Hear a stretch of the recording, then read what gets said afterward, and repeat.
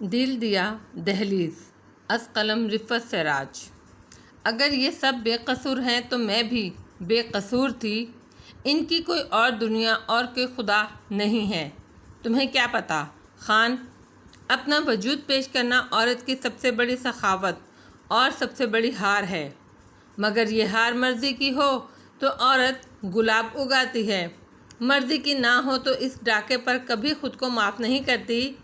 میرے اندر آگ دہک رہی ہے، میرا بہت نقصان ہوا ہے، میں کسی پر رحم نہیں کھاؤں گی، سب کچھ جلا کر خاک کر دوں گی۔ جب میں رو سکتی ہوں تو دوسرے کیوں نہیں رو سکتے؟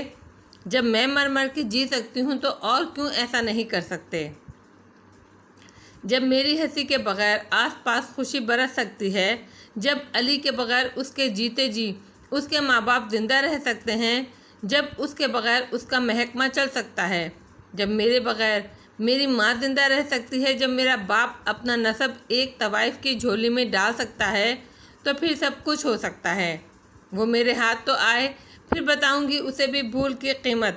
بے ادب، کیا گونگی بنی کھڑی ہے؟ کیا پوچھ رہے ہیں تیرے بڑے خان؟ اماں جی نے اس کی مسلسل خاموشی پر نہایت ناراضگی سے ٹوکا۔ کیا؟ وہ بری طرح چونک کر ان کی صورت دیکھنے لگی۔ جی خان، کیا پوچھا آپ نے؟ تو نے یاور علی خان سے کیا الٹی سیدھی بات کی؟ شرم آنا چاہیے تجھے خانوں سے اس طرح کی بات کرتے ہوئے۔ اماں جی کو اندازہ تھا کہ دلاور علی خان اس وقت خون کے گھونٹ پی رہے ہیں، لہذا انہوں نے شریک حیات کی معاونت کی۔ یاور خانانہ بہت مہربان، بہت نیک انسان ہیں، وہ سب کی عزت کا حق پہچان کر بات کرتے ہیں۔ مجھے اچھا نہیں لگا کہ ان کا اپنا بھائی ان کے ساتھ اتنی بڑی زیادتی کر رہا ہو اور انہیں خبر بھی نہ ہو۔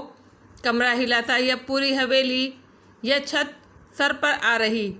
کمرے میں اس طرح کی خاموشی تھی جیسے کسی مرنے والے کی آخری ہچکی سے پہلے ماحول میں سکوت چھایا ہوا ہوتا ہے، جبکہ اس کے پلنگ کے پاس ہر طرح کا رشتہ دار موجود ہوتا ہے مگر لب بستہ۔ تیمور خان یوں بیٹھے اسے دیکھ رہے تھے جیسے کسی تصحیح کے منتظر ہوں، جیسے وہ بولنا کچھ اور چاہ رہی ہو اور بول کچھ اور گئی ہو، یا پھر مغالطہ ہوا ہو۔ آپ خود بتائیں بڑے خان، میں یہ بات اور کسی سے کیوں کہتی؟ اس کا کیا فائدہ ہوتا؟ یاور خانان اپنی ہی بیوی سے بات کر سکتے ہیں، میں بہت دفعہ بہت کچھ دیکھ چکی تھی۔ جب مجھ سے برداشت نہیں ہوا تو میں نے یاور خانان سے کہہ دیا۔ یاور علی خان نے جوتوں کی ٹوہ سے قالین کو مسلا، پھر ایک جھٹکے سے اٹھ کر باہر نکل گئے۔ اماں جی سکتے کی کیفیت میں دل پر ہاتھ رکھ کے بیٹھی تھیں۔ تیمور علی خان دکھ اور حیرت سے پتھرا کر رہ گئے۔ دلاور علی خان انتہائی شکستہ انداز میں بیوی کے پہلو میں بیٹھ گئے، ہاتھ ہنوز چھڑی پر مضبوطی سے جمے تھے مگر سر جھکا ہوا تھا۔ رئیسہ کی ماں، اس سے پوچھو یہ ایسا کیوں کر رہی ہے؟ ان کی کمزور سی آواز کمرے میں ابھری۔ اگر ایسا کچھ تھا بھی تو اسے زبان سینا چاہیے تھی یا یہ سب کچھ کرنا چاہیے تھا؟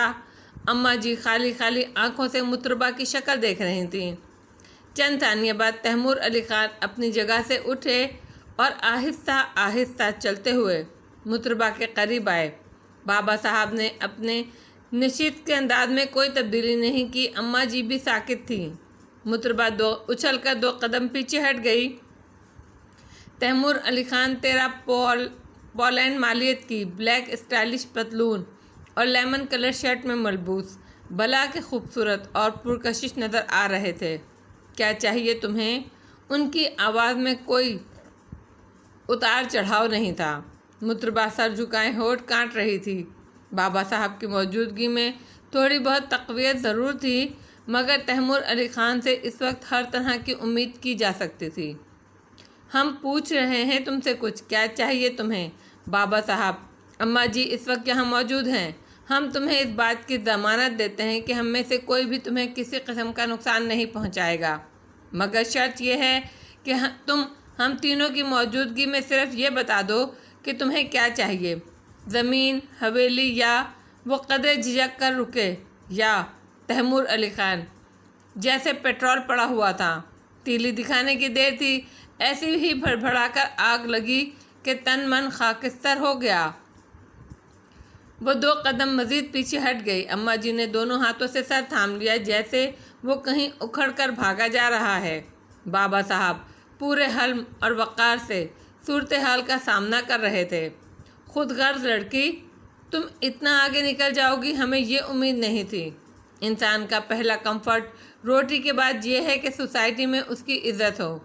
دل کی تمام خواہشات اس کے بعد آتی ہیں۔ لاجیکلی ہم نے اسی کا بندوبست کیا۔ تمہارے پاس آلریڈی یہ سب کچھ ہوتا تو ہم تمہاری دوسری ضروریات کو اہمیت دیتے، مگر تم علم و فضل کی پیداوار ہوتی تو یہ نکتے سمجھ میں آتے نا۔ بتا دو بابا صاحب کو کہ یہ اصل میں تمہیں کیا چاہیے، بتاؤ۔ انہوں نے اس کی تھوڑی کے نیچے انگلی لگا کر چہرہ اونچا کیا۔ اس کی حیرت سے پھٹی آنکھیں تیمور علی خان کے چہرے پر ٹک گئیں۔ وہ تو بے خبری کے ماتم کرتے کرتے پاگل ہو گئی، مگر یہاں تو خبر سی خبر تھی۔ پہلے کہیں اتنا بھی ہو جاتا تو وحشت یہ مقام کیوں دکھاتی؟ اس کی تو دنیا ہی بدل گئی۔ اس نے یوں تیمور علی خان کو دیکھا جیسے قربان ہو جائے گی۔ یہ تم اس سے کس طرح کی بات کرنے لگے تیمور؟ بابا صاحب زیادہ دیر خاموش رہ نہ سکے۔ ہر نئی بات، ہر نئی اذیت تھی۔ تم تو اس قابل بھی نہیں ہو کہ ہم تم پر تھوک دیں۔ بتاؤ بابا صاحب کو، یاور بھائی کو، ناز بھابھی کو کہ تم نے نہایت گھٹیا حرکت کس لیے کی؟ بولو، خاموش کیوں کھڑی ہو؟ اس کی آواز بہت دھیمی تھی۔ بتاؤ ورنہ ہم تمہارا حشر کر دیں گے۔ ایک درناٹے دار تھپڑ انہوں نے مطربہ کے رخسار پر جڑا تو 5 انگلیوں کے نشان واضح طور پر ابھر آئے۔ اماں جی کانپ کر کھڑی ہو گئیں اور مطربہ اور تیمور علی خان کے درمیان آ گئیں۔ یہ نہ کرو میرے بچے، تم نے کبھی ایسا نہیں کیا۔ انہوں نے تیمور علی خان کے دونوں ہاتھ تھام لیے۔ پہلے کبھی ایسا ہوا بھی نہیں اماں، ہم کھڑے کھڑے لٹ رہے ہیں، آپ درمیان میں نہ آئیں پلیز۔ وہ بمشکل خود پر قابو پا کر مخاطب تھے۔ آپ ادھر آرام سے بیٹھ جائیں۔ بابا صاحب نے بھی انہیں ٹوکا۔ مطربہ رخسار پر ہاتھ رکھ کر نظریں جھکائے چپ کھڑی تھی۔ تم بھی ادھر آؤ تیمور، جتنی بات ہم سمجھے ہیں اس حوالے سے ہم خود اس سے بات کرتے ہیں۔ دلاور علی خان چھڑی پر زور ڈال کر اٹھ کھڑے ہوئے۔ اپنا مقام پہچانتی ہو لڑکی؟ یہ وہ جاگیردار ہے جسے انگلستان کا کوئی لارڈ بھی خوشی سے بیٹی دے دے گا۔ تم نے یہ سب اندازہ کر لیا تھا، تبھی یہ گندا ڈرامہ کھیلا۔ کیا تیمور صحیح کہہ رہا ہے؟ ہم ٹھیک سمجھے ہیں؟ وہ بہت رسانے سے پوچھ رہے تھے۔ مطربہ نے نظریں اٹھا کر تیمور علی خان کی سمت دیکھا۔ نفرت سے اس کا چہرہ جھلس رہا تھا۔ پھر اس نے بابا صاحب کی سمت دیکھا۔ جو بات آپ کے بس میں نہیں چھوٹے خان، وہ آپ نے منہ سے بھی کیوں نکالی؟ میں نے تو کبھی آپ سے کچھ نہیں کہا، نہیں چاہا۔ مجھے سزا دے دیں، مجھے جو کہنا تھا کہہ دیا۔ اس کی عقل پر اتنے بھی پتھر نہیں پڑے تھے کہ وہ بڑے خان کے سامنے بات بدل کر اپنے بدترین انجام کو دعوت دیتی۔ تم کسی کے سامنے اپنی غلط فہمی یا غلط بیانی کا اعتراف کرو، مگر یاور کے سامنے ہاتھ جوڑ کر معافی مانگو اور بتاؤ کہ تمہاری حماقت نے یہ سب تم سے کروایا، اور پھر تم ہمیشہ کے لیے سرائے چلی جاؤ۔ ہونا تو یہ چاہیے کہ تمہیں دھکے دے کر حویلی سے نکال دیا جائے۔ ہم اپنی بچیوں کے صدقے میں تمہارے ساتھ رعایت کر دیتے ہیں، لیکن ایک بات اور یہ ہے کہ ہم کبھی تمہیں اپنے سامنے نہ دیکھیں۔ اگر ہم مر جائیں تو ہمارے جنازے سے تمہیں 100 گز دور رکھا جائے۔ دلاور علی خان نے اپنے اعلیٰ درجے کا غضب بہت دھیمے انداز میں ظاہر کیا۔ مگر کیوں خان؟ میں نے کب کہا کہ میں نے جو کہا غلط کہا؟ یہ البتہ صحیح ہے کہ مجھے یاور خانان کے بجائے اماں جی سے کہنا چاہیے تھا۔ اپنے رخسار پر ہاتھ رکھ کر نہایت سنگدلی سے تیمور علی خان کی سمت دیکھا۔ جانتے بوجھتے دکھ دیے، ذلیل کیا، کیوں دیا تھا کسی کے ہاتھوں میں؟ تھوڑا دوست کو کھیلنے کے لیے اپنے میرے روئیں روئیں سے بے بسی کا وہ احساس رس رہا ہے۔ جب میں روز جیتے جی مرتی، کوئی خوش نہیں ہوگا۔ اگر کوئی بھول کر خوش ہوا تو میں اس پر تیل چھڑک کر آگ لگا دوں گی۔ اس کا ذہنی توازن بگڑ چکا تھا۔ اماں جی نے تیمور خان کی سمت دیکھا۔ کیا یہ سچ کہہ رہی ہے؟ اس کا صرف ایک ہی حل ہے کہ لوہے کی سلاخ سے اس کا جسم داغا جائے، پھر سچ بولے گی۔ وہ خونی لہجے میں بولے، توبہ، کیا آفت آئی، اب یہ بھی ہوگا؟ یوں تو گھوڑے سے بھی گدھا کلوا لوگے۔ اماں جی نے اپنا چکراتا ہوا سر تھاما۔ صاحب، تیمور علی خان نے باپ سے مخاطب ہو کر کہا، تم اپنے کمرے میں جا کر آرام کرو، ہم خود دیکھ لیں گے اسے اس وقت ہی لے جائیں گے جب اپنے ماں باپ کی نظروں سے ہم یہاں سے اس وقت جائیں گے جب اپنے ماں باپ کی نظروں سے سرخرو ہوں گے۔ یہ بہت مکار ہے، ہمیں مزید معلوم نہیں کیا کرے۔ تاریخ گواہ ہے، میدانوں میں جیتی ہوئی جنگیں عورتوں کی سیاست سے ہار میں تبدیل ہو جاتی ہیں۔ میری فتح شکست میں بدل جائے گی، حالانکہ میں نے بہادری میں کمی نہیں کی، نہ ہتھیاروں میں۔ بابا صاحب اور اماں جی چونک کر تیمور علی خان کا چہرہ دیکھنے لگے۔ دل تو یہی کہتا تھا کہ تیمور یہ سب نہیں کر سکتا۔ انہوں نے الٹا مطربہ کو مورود الزام ٹھہرایا، جس کے بعد بھی بیان نہیں بدلا۔ مگر یہ بزدل سی لڑکی ہنوز اپنی بات پر قائم ہے، اب کیا ناظرین کو بلائیں؟ اس خیال سے دونوں ہی کو شرم آ رہی تھی کہ وہ بہو سے اس موضوع پر بات کریں۔ دلاور علی خان بہت سوچ سمجھ کر اگلا قدم اٹھانا چاہتے تھے۔ دیکھو تیمور، ہم بلا سوچے سمجھے تم سے بدگمان کیوں ہوں گے، جبکہ حقیقت ابھی بھی پوشیدہ ہے؟ کچھ بھی پوشیدہ نہیں ہے بابا صاحب، ہم اس کی تمام سیاست سمجھ چکے ہیں۔ وہ برہم ہوئے۔ وہ ہم اس سے قبول کروا لیں گے، مگر یاور کے سامنے جاؤ بیٹے، آرام کرو۔ ہم تمہارے ساتھ کسی قسم کی زیادتی برداشت نہیں کریں گے۔ آپ بھی آرام کیجیے، اس بات کا خیال رہے کہ اس واقعے کی ہوا بھی ناز کو نہ لگے۔ بابا صاحب نے اماں جی سے بہت نرمی سے کہا۔ اجی اب کیسا آرام؟ ارے زیتون بانو، بھلی نیکی کی بیٹی ہے تو نے ہمارے ساتھ۔ اماں جی کے اندر ٹوٹ پھوٹ ان کے چہرے سے عیاں تھی۔ ایک لمحے کو مصطبہ کے دل کو کچھ ہوا، بے ساختہ اس کا دل چاہا اماں جی کے پاؤں تھام کر معافی مانگ لے، مگر دونوں خانوں کی سمت نگاہ ڈالی تو تھر تھرا کر رہ گئی۔ اب تو زندگی کی شرط ہی زبان پر قائم رہنا ٹھہری تھی۔ پھر تیمور علی خان کی موجودگی میں تو وہ بھی بہت سنگ دل ہو جاتی تھی۔ اب تو جو ہونا تھا ہو چکا۔ مطربہ نے گہری سانس لے کر تیمور کی سمت دیکھا۔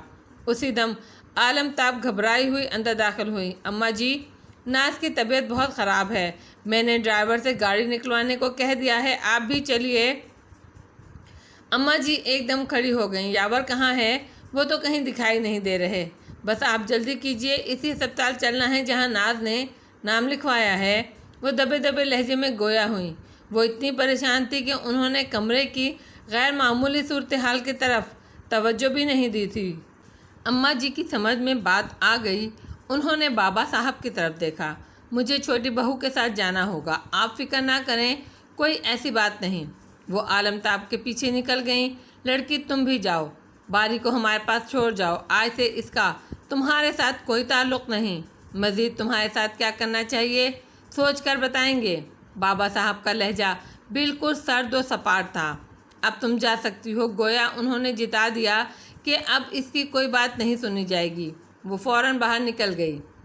دلہن ہسپتال جا رہی ہے، یاور کا وہاں ہونا بہت ضروری ہے، مگر وہ ہے کہاں؟ وہ خود کلامی کے انداز میں کہہ رہے تھے۔ تیمور علی خان خاموش رہے۔ بابا صاحب چند ثانیے کچھ سوچتے رہے، پھر باہر چلے گئے۔ 6 اگست کا وہ پہلا اجالا ٹھیک سے پھیلا نہیں تھا کہ حویلی میں خبر آ گئی کہ یاور علی خان ایک بہت خوبصورت بیٹی کے باپ بن گئے ہیں۔ بیٹے کی پیدائش کے بعد بیٹی کی خبر بہت خوشی کے ساتھ سنی گئی، مگر سب خوشی منانے والے افراد کے درمیان بابا صاحب اور تیمور علی خان بہت پریشان تھے کہ رات سے اب تک یاور علی خان کا کچھ پتہ نہیں تھا۔ تمام ممکنہ جگہوں پر ڈھونڈ لیا گیا، فون کر ڈالے، مگر سب جگہ سے لا علمی کا اظہار کیا گیا۔ نازنین بار بار یاور علی خان کا پوچھ رہی تھی۔ صورتحال سنگین ہو رہی تھی۔ تیمور علی خان ہزار پریشان سہی، مگر اس کے حواس بحال نہیں تھے۔ باری کو ماما بلی کے پاس پہنچا کر انہوں نے مطربہ کا کمرہ باہر سے بند کروا دیا۔ ان کا وجود اندیکھی آگ میں سلگ رہا تھا۔ وہ بھتیجی کو دیکھنے ہسپتال بھی نہیں گئے۔ جانے کیوں ناظرین کے سامنے جانے کا حوصلہ وہ خود میں نہیں پا رہے تھے۔ ایک دم ہی اس سے بہت فاصلہ محسوس ہونے لگا۔ ایک وحشت یہ بھی تھی کہ یاور علی خان کچھ کر نہ بیٹھیں، کیونکہ ان کے انداز سے محسوس ہو رہا تھا انہیں مطربہ سے مکمل اتفاق ہے۔ اور اس میں حیرت کی بات بھی کیا تھی؟ ایک کمزور لڑکی اتنے مضبوط لوگوں کے درمیان انتہائی جرأت سے کچھ کہہ ڈالے تو سننے والوں کے دماغ کچھ نہ کچھ सोचने पर मजबूर हो ही जाते हैं। इसी सबब उन्हें भाई की तरफ से बहुत ज़्यादा परेशानी हो रही थी। वो कुछ भी काम करने के काबिल नहीं थे। उन्हें अस्पताल से कई फ़ोन आ चुके थे। अम्मा जी बुला रही थीं। बाकी ख़वातीन वापस हवेली आ चुकी थीं। जब टहलते टहलते उनका वजूद सुन होने लगा तो बिला आखिर कोई फ़ैसला करके अंदर आ गए। अपने कमरे से बाइक की चाबी उठाई और थोड़े फासले पर मौजूद शहर के उस अस्पताल का रुख किया जहां नाज़नीन मौजूद थी। बरामदही में अम्मा जी मिल गईं। मुबारक हो, अल्लाह ने बहुत प्यारी भतीजी दी है। कितनी खोखली हो रही थी उनकी आवाज़। शुक्रिया अम्मा जी, आपको भी मुबारक हो। उनका अंदाज़ बुझा बुझा सा था। यावर की कोई इतला आई? अम्मा जी ने उसकी शक्ल गौर देखी। उन्होंने नफ़ी में सर हिला दिया। अम्मा जी की आंखों से आंसू बहने लगे। मुझे तो नाज के सामने जाते हुए बहुत घबराहट हो रही है। अल्लाह उसे हर बुरी चीज़ से बचा ले। तुम ऐसा करो, उससे ये कह दो कि इसे ज़रूरी काम से हसन अब्दाल जाना पड़ गया। कोई सरकारी मसला है, 1-2 दिन में आ जाएगा। अम्मा जी ने राह सुझाई। वो ज़िंदगी मौत की जंग लड़कर निढाल पड़ी है। उसको बस हर तरह से पुरसुकून करना है। समझ रहे हो ना मेरी बात? उनका अंदाज़ दरख्वास्त गुजार का सा था। जी, आप फिक्र ना करें। किस तरफ है उनका कमरा? उन्होंने अपने मुंतशिर जहन को बामुश्किल समेट कर पूछा। आओ मेरे साथ। अम्मा जी ने अपनी चादर दुरुस्त करके चेहरा ढांप कर एक तरफ को चलकर कहा। उन्होंने भी तकलीद की। तवील राहदारी में वाइट दरवाज़ों का एक तवील सिलसिला था। अम्मा जी एक दरवाज़ा खोलकर अंदर दाखिल हुई और उन्होंने अंदर कदम रखते हुए चंद लम्हे रुक कर कुछ सोचा। अपने चेहरे पर नक्श हर तहरीर मिटाने की कोशिश की। अंदर दाखिल हुए तो नाज़नीन को बाथरूम के दरवाजे से बाहर आते देखा। एक नर्स उसको सहारा दिए हुए थी। इसके सर पर ढेर सारा तेल यकीनन अम्मा जी की हिदायत पर डाला गया था। खूब कसकर चोटी बंधी हुई थी। हल्के सब्ज कपड़ों में वो बहुत कमज़ोर महसूस हो रही थी। कान, नाक, गर्दन, हर तरह की ज्वेलरी से आज़ाद, हत्ता के कलाइयाँ तक सोनी थीं। इसके बावजूद उसका हुस्न उसी तरह दो आश्ता था जिस तरह सजी बनी हालत में होता था। वो तैमूर को देखकर बड़े फीके अंदाज में मुस्कुराई। अस्सलामु अलैकुम। तैमूर ने सलाम किया। वस्सलाम। तुम तो बड़े लिबरल और मॉड हो। क्या भतीजी की पैदाइश से खुशी नहीं हुई? एक और भतीजा चाहिए था। वो नकाहत भरी आवाज़ में बोलते हुए बेड से टिक गईं। ऐसा नहीं है, सुना था आपकी तबीयत खासी नासाज है। संभलने का इंतज़ार कर रहा था। उन्होंने जल्दी से संभल कर जवाब दिया। चलो खैर, तुम तो चचा होकर फिर भी आ गए। बाप को तो अभी तक होश नहीं। वो दुख छुपाते मुस्कुराई। कैसी बातें सोचने लगी हैं भाभी? एमरजेंसीज में हमारी ज़िंदगी का हिस्सा है। आते ही होंगे यावर भाई। इतनी जल्दी दिल बुरा नहीं करते। अच्छा बनाओ नहीं मुझे। क्या तुम्हें पता नहीं उनका मूड कैसा हो रहा था? ये तो वक्ती बातें होती हैं भाभी। आप ख्वामखा अपना जहन ना उलझाइए, इजी फील करें। वो कहते हुए कॉट की तरफ बढ़ गए। अम्मा जी दोनों को बातें करते हुए बड़े गौर से देख रही थीं। बताओ कितने मासूम हैं मेरे बच्चे। अरे जैतून बानो, अल्लाह तुझे हिदायत की रोशनी दिखाए। उनका दिल भर आया। अम्मा जी आप बैठ जाइए ना। नाज़नीन ने किसी ध्यान से चौंक कर सास से कहा। मेरी बेटी तो दिल अच्छा रख, यावर की तरफ से परेशान ना हो। इसकी तो हमेशा से आदत है, यूं ही एकदम कहीं ना कहीं चल पड़ता है। अपनी तो समझ में उसके काम आते नहीं, मगर बेटी तू तो पढ़ी लिखी है, तू तो समझने की कोशिश कर। उन्होंने आगे बढ़कर नाज़नीन के सर पर हाथ फेरा। बस हाथ फेरना गज़ब हो गया। वो अम्मा जी के गले लगकर फूट फूट कर रो दी। अम्मा जी वो मुझसे नाराज़ हैं, वजह भी नहीं बताते। मुझे उनसे डर लगने लगा है, इसीलिए मैंने रात को कमरे में सोना छोड़ दिया था, ऊपर बिस्तर लगवा लिया खुली हवा का बहाना करके। अम्मा जी मेरा क्या कसूर है? वो बिलक बिलक कर रो पड़ी। मैं सदके वारी जाऊँ अपनी बेटी के। मेरी बेटी बहुत अच्छी है। ज़िंदगी में छोटी मोटी परेशानियाँ आती रहती हैं, सभी के साथ होता है। सब ठीक हो जाएगा। तू अपना दिल संभाल। दूध पीने वाली बच्ची गोद में आ गई है। अल्लाह नसीब अच्छे करे। तू खुश होगी तो बच्ची की सेहत पर असर अच्छा पड़ेगा। वो बहुत शफ़क़त मोहब्बत से उसकी पुश्त सहला रही थी। कैसे खुश रहूँ माँ जी? वो बुरी तरह रोते हुए कह रही थी। भाभी बहुत गलत बात, इतनी जल्दी हिम्मत हार देती हैं आप। ये सब वक्त है। देखिए आपकी रोती हुई आवाज़ सुनकर गुड़िया ने भी रोने वाला मुंह बना लिया है। ہمیں پتہ چلا ہے ابھی تک آپ لوگوں نے اس کا نام ہی سیٹ نہیں کیا. What's a problem? اماں جی ہم آپ کی اجازت سے گڑیا کا نام رکھ رہے ہیں جو ہمیں بے حد پسند ہے. روشانے یاور علی خان ہے نا، بڑا باروب سا نام. بہت خوبصورت نام دیا ہے چچا نے، سب سے اچھا تحفہ. کیوں بیٹی؟ مجھے تو بہت اچھا لگا. اماں جی نے خوش ہو کر نازنین کا چہرہ اپنے ہاتھوں میں لیا اور پیشانی پر بوسہ دیا. ایسے تو وہ گھبراتے ہیں جو اکیلے ہوتے ہیں. حویلی میں جتنے ہیں سب تمہارے اپنے ہیں، تمہاری خوشی کی خاطر سب کچھ کر سکتے ہیں. واقعات خواہ کچھ ہو، اماں جی کا معاملہ ان کے اپنے دل کی گواہی کے ساتھ تھا. نازنین کا رونا ان کے لیے ناقابل برداشت تھا. گزرے دنوں میں کیا ہوا کیا سنا اس وقت ان کے ذہن سے محو ہو چکا تھا. تو اور کیا، ٹھیک کہہ رہی ہیں اماں جی.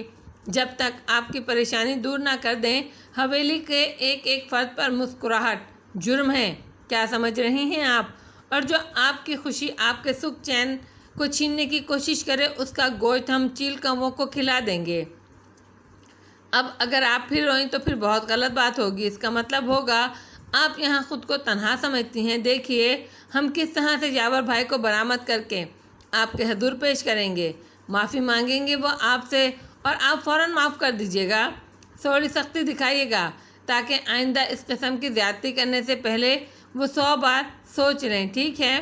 وہ نازنین کے قریب آ کر بہت اپنائیت اور خلوص سے کہہ رہے تھے. مگر وہ ایسا کیوں کر رہے ہیں؟ اس کی الجھن بدستور تھی. آپ اس بات کو اہمیت نہ دیں. ہم آپ سے کہہ رہے ہیں نا، انشاءاللہ آئندہ ایسا نہیں ہوگا. بس اماں جی کا دل بہت کمزور ہے، بہت جلدی پریشان ہو جاتی ہیں. ان کی خاطر خود کو سنبھال لیجئے پلیز. نازنین دوپٹے سے آنکھیں صاف کرتے ہوئے اماں جی سے الگ ہو گئی. اچھا یہ بتائیے آپ کا کھانا پرہیزی تو نہیں بن رہا تاکہ ہم ماما سے کوئی اچھی سی ڈش بنوا کر بھجوائیں؟ بتاؤ کیا زچہ کو سری پاؤ کھلاؤ گے؟ ابھی اس کو اور کچھ نہیں کھانا، بس ہلکی پھلکی طاقت کی چیزیں. میں نے اپنے ہاتھوں سے گوند بنایا ہے، دیکھنا کیا گھوڑوں کی سی طاقت آ جائے گی. اماں جی نے تیمور کو بڑی تفصیل سے بتایا. پھر تو ہم بھی کھا سکتے ہیں. تیمور نے برجاستہ کہا. پہلے اس طرح کے کام تو کرو. اماں جی نے مسکرا کر بچی کے پھیلے ہوئے کپڑے بیگ میں رکھے. نازنین پشت پھیر کر مسکرانے لگیں. تیمور علی خان کھسیا کر سر کھجانے لگے. نازنین چھٹی نہائی تھی. حویلی میں عید کا سماں خیرات کا کھانا پک رہا تھا اور اندر کچن میں گھر والوں کے لیے دعوت کا اہتمام تھا. نازنین پر چوتھی کی دلہن کا گمان ہو رہا تھا. روشانے کاٹ میں اور جواد اس کی گود میں تھا. ماں کے چمکیلے بھڑکیلے کپڑوں سے بہت پریشان تھا. زیورات کچا کچ کھینچ کر اتارنے کی ضد کر رہا تھا. بیدار تو وہ خود بھی تھی مگر اماں جی کی خاطر یہ سب کچھ برداشت کرنا پڑ رہا تھا. تزین اور روشن بھی آرا بھی آئی ہوئی تھیں. ابھی انہیں یاور علی خان کی غیر موجودگی کی حقیقی وجہ معلوم نہیں تھی. ادھر ادھر ہونا حویلی کے معمولات کا حصہ تھا. بعض اوقات تو حویلی کے سبھی مرد کہیں نہ کہیں نکل جاتے تھے. بڑے ابا کراچی فیکٹری کے کسی کام سے، بصیر علی خان کسی دوسرے شہر بابا صاحب شکار پر یا خیر آباد وغیرہ، یاور خان اپنے کام سے، تیمور باہر جو دوسرے ساتھ تھے اور جو دوسرے ساتھ رہتے تھے، عالم تاب کے بہنوئی وغیرہ وہ اپنے کام سے. ایسے دنوں میں حویلی میں بڑی فرصت ہوا کرتی تھی. آج تو غضب ہو رہا ہے یہ سب بھابھی سب پر. ایک وہ ہمارا بھائی ہے، میں آپ کی جگہ ہوتی نا تو کب کی اس کی خبر لے چکی ہوتی. تزین نے روشی کو اپنی گود میں بھر کر چٹ پٹ کئی بوسے لیے. تیمور نہیں ہے، بڑی بے رونقی سی ہے نا؟ وہ نازنین سے تائید لے رہی تھیں. پورے 28 گھنٹے ہو گئے انہیں پشاور گئے ہوئے. نازنین نے سرد آہ بھری. ابھی کچھ منٹ اور کچھ سیکنڈ بھی ہوئے ہوں گے. جب حساب ہی کرنا ہے تو پورا کریں. تزین نے 28 گھنٹوں کے ذکر پر اپنا تعجب چھپا کر مسکرا کر ٹکڑا لگایا. اسی دم اماں جی نے کمرے میں آ کر اطلاع دی کہ تیمور علی خان آ گئے ہیں. نازنین نے چونک کر ان کے چہرے کی طرف دیکھا اور کچھ ڈھونڈنے کی کوشش کی. اماں جی جیسے کھلی کتاب عورت کو کچھ چھپانے میں کامیابی نہیں ہو سکتی تھی. نازنین نے اپنے اندر دکھ کی گہری گھاٹ محسوس کی. ابھی ہم لوگ ذکر ہی کر رہے تھے، بھابھی تو 28 گھنٹے گن کر بیٹھی تھی. کیا کر رہے ہیں تیمور؟ ہم سے ملنے بھی نہیں آئے. تزین نے روشی کو واپس نازنین کی گود میں ڈالا اور بیڈ سے اترتے ہوئے شکوے کے انداز میں گویا ہوئیں. تم ابھی یہیں بیٹھو، بھائی تھکا ہوا آیا ہے بیٹا، نہا دھو لے پھر مل لینا۔ اماں جی کی آواز کی لرزش صرف ناظرین محسوس کر سکتی تھی۔ اس نے بامشکل اپنے آنسو ضبط کیے تھے۔ چائے بھجواؤں تم دونوں کے لیے؟ اماں جی کے قدم جو من کے بھو رہے تھے چلتے چلتے ایک ثانیے کو رکے۔ بھجوا دیجیے اماں جی، بلکہ روشن آپا وغیرہ کو یہیں بھیج دیجیے۔ بھابھی بھائی کے لیے بہت اداس ہیں، ذرا ان کا دل بہلے گا۔ تزین نے شرارت سے کہا۔ بھیجتی ہوں، اللہ تمہیں خوش رکھے۔ اماں جی میں اتنی ڈھیر ساری ہمت جانے کہاں سے آ گئی، وہ بہت مضبوط محسوس ہونے لگی تھیں۔ ماں جی باری کو کھانا کھلا رہی تھی، وہ بہت ضدی موڈ میں تھا، بامشکل قابو میں آ رہا تھا۔ مطربہ کی طبیعت زیادہ خراب ہے اماں جی۔ تزین اماں جی کے دوپٹے میں نازک سی بیل ٹانک رہی تھی۔ اماں جی نے دور صوفے پر بیٹھے ہوئے تیمور علی خان کی سمت دیکھا جو ٹیلی فون ڈائل کر رہے تھے۔ ہاں، انہوں نے ہنکارہ بھرنے پر اکتفا کیا۔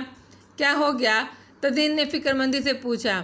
ایسے ہی بخار ہے، وہ جھوٹ بولتے ہوئے الجھن محسوس کر رہی تھیں۔ بہت ہی غم لگا لیا ہے اس نے اپنی جان کو، سنبھل نہیں پا رہی۔ تزین نے دکھ سے کہا۔ اماں جی خاموش رہیں۔ یاور بھائی کب تک آ جائیں گے؟ اگر ظہیر آ گئے تو ان سے ملاقات نہ ہو سکے گی۔ اماں جی کی آنکھوں میں پانی تیرنے لگا۔ لے بیٹا، تھوڑا سا اور کھا لے، شاباش۔ اماں جی نے توجہ ادھر کی۔ اماں جی، بھابھی کچھ گمسم سی ہیں اس مرتبہ، کیا بیٹی کی پیدائش پر خوش نہیں ہیں؟ نہیں، تمہارا وہم ہے، کمزوری ہے، نڈھال ہے، چند روز میں ٹھیک ہو جائے گی۔ اماں جی نے نوالا بنا کر باری کے منہ میں دیا۔ آپ کہتی ہیں تو مانے لیتی ہوں، مگر مجھے تو کچھ اور محسوس ہو رہا ہے۔ روشن آپا بھی کہہ رہی تھیں۔ تزین کو یقین نہیں آیا۔ اسی دم ماما ہال میں داخل ہوئیں۔ بی بی جان، آپ کو بڑی بیگم اپنے کمرے میں بلا رہی ہیں۔ اچھا چلو آ رہی ہوں۔ وہ دوپٹہ تپائی پر رکھ کر اٹھ کھڑی ہوئیں۔ جی شیروانی صاحب، جی تیمور خان بات کر رہا ہوں، بتایا تھا آپ کے پی اے نے۔ جی ہوں۔ پرسوں کچھ بتایا نہیں، پھر کہاں چلے گئے؟ ٹھیک ہے، اب کب آنے کا امکان ہے؟ کچھ اندازہ تو ہوگا؟ جی ٹھیک ہے، تھینکس، اوکے۔ تیمور نے ریسیور بے دلی سے کریڈر پر ڈال دیا۔ اماں جی تو کان کھڑے کیے بڑی توجہ سے سن رہی تھیں۔ پرسوں کہاں آیا تھا؟ وہ بےتابی سے پوچھ رہی تھیں۔ نوشیرہ چھاؤنی، انہوں نے نہایت اختصار سے جواب دیا۔ اب کہاں ہے؟ اماں جی نے اس احساس کے تحت کہ یاور علی خان کو کہیں تو دیکھا گیا ہے، ہاتھ پیر پھیلا بیٹھیں۔ یہ پتہ چل جائے تو مسئلہ کیا ہے؟ وہ تھکے انداز میں گویا ہوئے۔ اماں جی، اماں صدقے جائے، کیا بات ہے بیٹا؟ وہ تڑپ کر بولیں۔ اماں جی، بھائی اتنا ناقابل اعتبار اور ایک بے وقوف لڑکی اس قدر معتبر، وہ ہم سے کچھ کہتے تو شوٹ کر دیتے ہمیں، مگر اب جو کر رہے ہیں اس کے ساتھ کیا کیا عذاب چھپے ہوئے ہیں اس کا اندازہ نہیں ہے انہیں۔ ان کے انداز میں بلا کی شکستگی تھی۔ وہ ایسا نہیں ہے۔ زیتون بانو جو سب کے سامنے اول فول بولی، یہ بڑی بات ہے۔ اس کی جگہ کوئی بھی ہوتا۔ وہ رک گئیں۔ بیٹے، ایسا تو نہیں کہ صدمے سے زیتون بانے کے دماغ میں فرق آ گیا ہو اور اسے خود بھی نہ پتا ہو کہ وہ کیا کر رہی ہے؟ ایک دم ان کے دماغ میں نیا خیال آیا۔ دیکھا نہیں، علی کی موت والے دن بھی اس کے حواس جواب دے گئے تھے۔ کتنے ٹیکے لگائے تھے ڈاکٹر نے؟ وہ مزید گویا ہوئیں۔ تیمور علی خان نے سلگتی ہوئی نگاہ ماں پر ڈالی۔ بہت سیدھی ہیں اماں جی آپ، ہم سب آپ کا کیا کریں؟ وہ قدرے تلخی سے گویا ہوئے۔ اگر ہمیں بھابھی کا خیال نہ ہوتا تو اس کا ذہنی توازن آج بحال کر دیتے، مگر ہم نہیں چاہتے بھابھی کے کان میں اس قسم کی کوئی بات پہنچے۔ اماں جی نے بغور بیٹے کی شکل دیکھی۔ بھاوج کی نیک فطرت کا اندازہ لگانے والا کجرو بھلا کیسے ہو سکتا ہے؟ تم مجھے زیتون بانو کے کمرے کی چابی دو، میں اسے پوچھوں تو کہ اس نے اس طرح کی بات کس دشمن کی شے پر منہ سے نکالی۔ بیکار ہے اماں، ہم خود نبٹ لیں گے، بس ذرا یاور بھائی ہاتھ لگ جائیں۔ ان کے بغیر دراصل کچھ بھی ہونا یہاں اچھا نہیں ہے، ان کی موجودگی ضروری ہے۔ وہ بہت الجھے ہوئے تھے۔ عشاء کا وقت ہو چکا۔ اماں جی نماز کے لیے اٹھنے والی تھیں، انہوں نے رومال سے باری کا منہ صاف کیا۔ جاؤ بیٹے، کاکا جان سے باتیں کرو، اماں جی اتنے میں نماز پڑھ لیں۔ میرا پھول سا بچہ چند دنوں میں کیسا مرجھا گیا ہے۔ انہوں نے باری کی پیشانی سے بال سمیٹتے ہوئے نہایت دکھ سے کہا۔ ادھر آؤ پارٹنر۔ تیمور علی خان نے باری کو بلایا۔ وہ آہستہ آہستہ چلتا ان کے قریب چلا گیا۔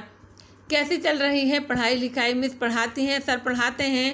کاکا جان نہ وہ مس ہے نہ سر ہے، وہ تو بڑھیا ہے، انہیں میڈم کہتے ہیں، وہ سنجیدگی سے بتا رہا تھا۔ ایسے اعصاب شکن ماحول میں مسکراہٹ کا تصور محال تھا، مگر وہ اپنے ہونٹوں پر آنے والی بے ساختہ مسکراہٹ کو روک نہ سکے۔ دیکھا، ماشاءاللہ کیسی پیاری باتیں کرتا ہے۔ اماں جی بھی مسکرا دیں۔ کاکا جان، میری جان، امی ڈاکٹر کے پاس سے کب آئیں گی؟ اس کی آواز بھرا رہی تھی۔ آ جائیں گی پارٹنر، یہ اتنے سارے لوگ آپ کے پاس ہیں، آپ اکیلے تو نہیں، انہوں نے اس کا رخسار چھو کر کہا۔ ہم آپ کو گھوڑے کی سیر کرائیں گے، آپ کو شیر دکھانے لے جائیں گے۔ کتنے بہت سارے شیر؟ باری کے اندر ایک نیا جوش پیدا ہو گیا۔ بہت سارے تو نہیں، ایک شیر ہے، ایک شیرنی اور ان کے 2 بچے۔ شیرنی بچوں کی امی ہوتی ہے؟ وہ معصومیت سے پوچھ رہا تھا۔ کر لو اور 2-4 روز امی امی پارٹنر، اس کے بعد تو تمہیں ایسا بنا دیں گے آگے چل کر کہ تم دوسروں کا سہارا بنو اور خود کسی سہارے کی آس رکھو اور نہ جستجو۔ پھر کسی خیال میں ڈوب گئے۔ کیسی باتیں کر رہے ہیں تیمور، اللہ نے چاہا تو سب ٹھیک ہو جائے گا۔ اماں جی جاتے جاتے پلٹیں اور بہت فکر مندی سے گویا ہوئیں۔ تیمور علی خان بڑی تلخی سے مسکرائے۔ عین اسی لمحے نازنین نے اندر قدم رکھے۔ وہ بالکل سادہ سوتی لباس میں تھی۔ اس کے سر میں تیل چمک رہا تھا، جس سے ظاہر ہوتا تھا کہ کچھ دیر قبل مساج کرایا ہے۔ بال کھلے ہوئے تھے، سوائے ناک میں چمکتی ہیرے کی لونگ کے کسی قسم کے زیور کا بوجھ نہیں تھا۔ پاؤں میں ربڑ کی وہ چپل جو باتھ روم کے استعمال کے لیے مخصوص تھی۔ اماں جی کہاں ہے وہ منحوس؟ ان کے انداز میں ایک دیوانگی تھی۔ کون بیٹی؟ بری بات، کسی کو منحوس نہیں کہتے۔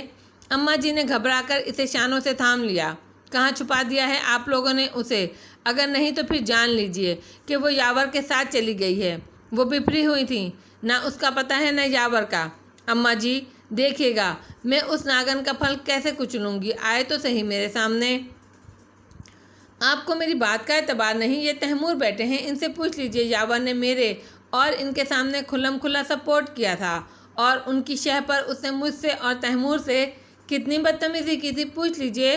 بتائیے تیمور، اماں جی کو کیوں چھپا رہے ہیں ان سے حقیقت؟ اماں جی مجھے وہ ناگن چاہیے، ورنہ صبح ہونے سے پہلے میرے دماغ کی شریان پھٹ جائے گی۔ نازنین پر بلا کی وحشت سوار تھی۔ اماں جی وہ صرف خوبصورت ہی تو ہے، اور تو کسی چیز میں وہ میرے برابر نہیں۔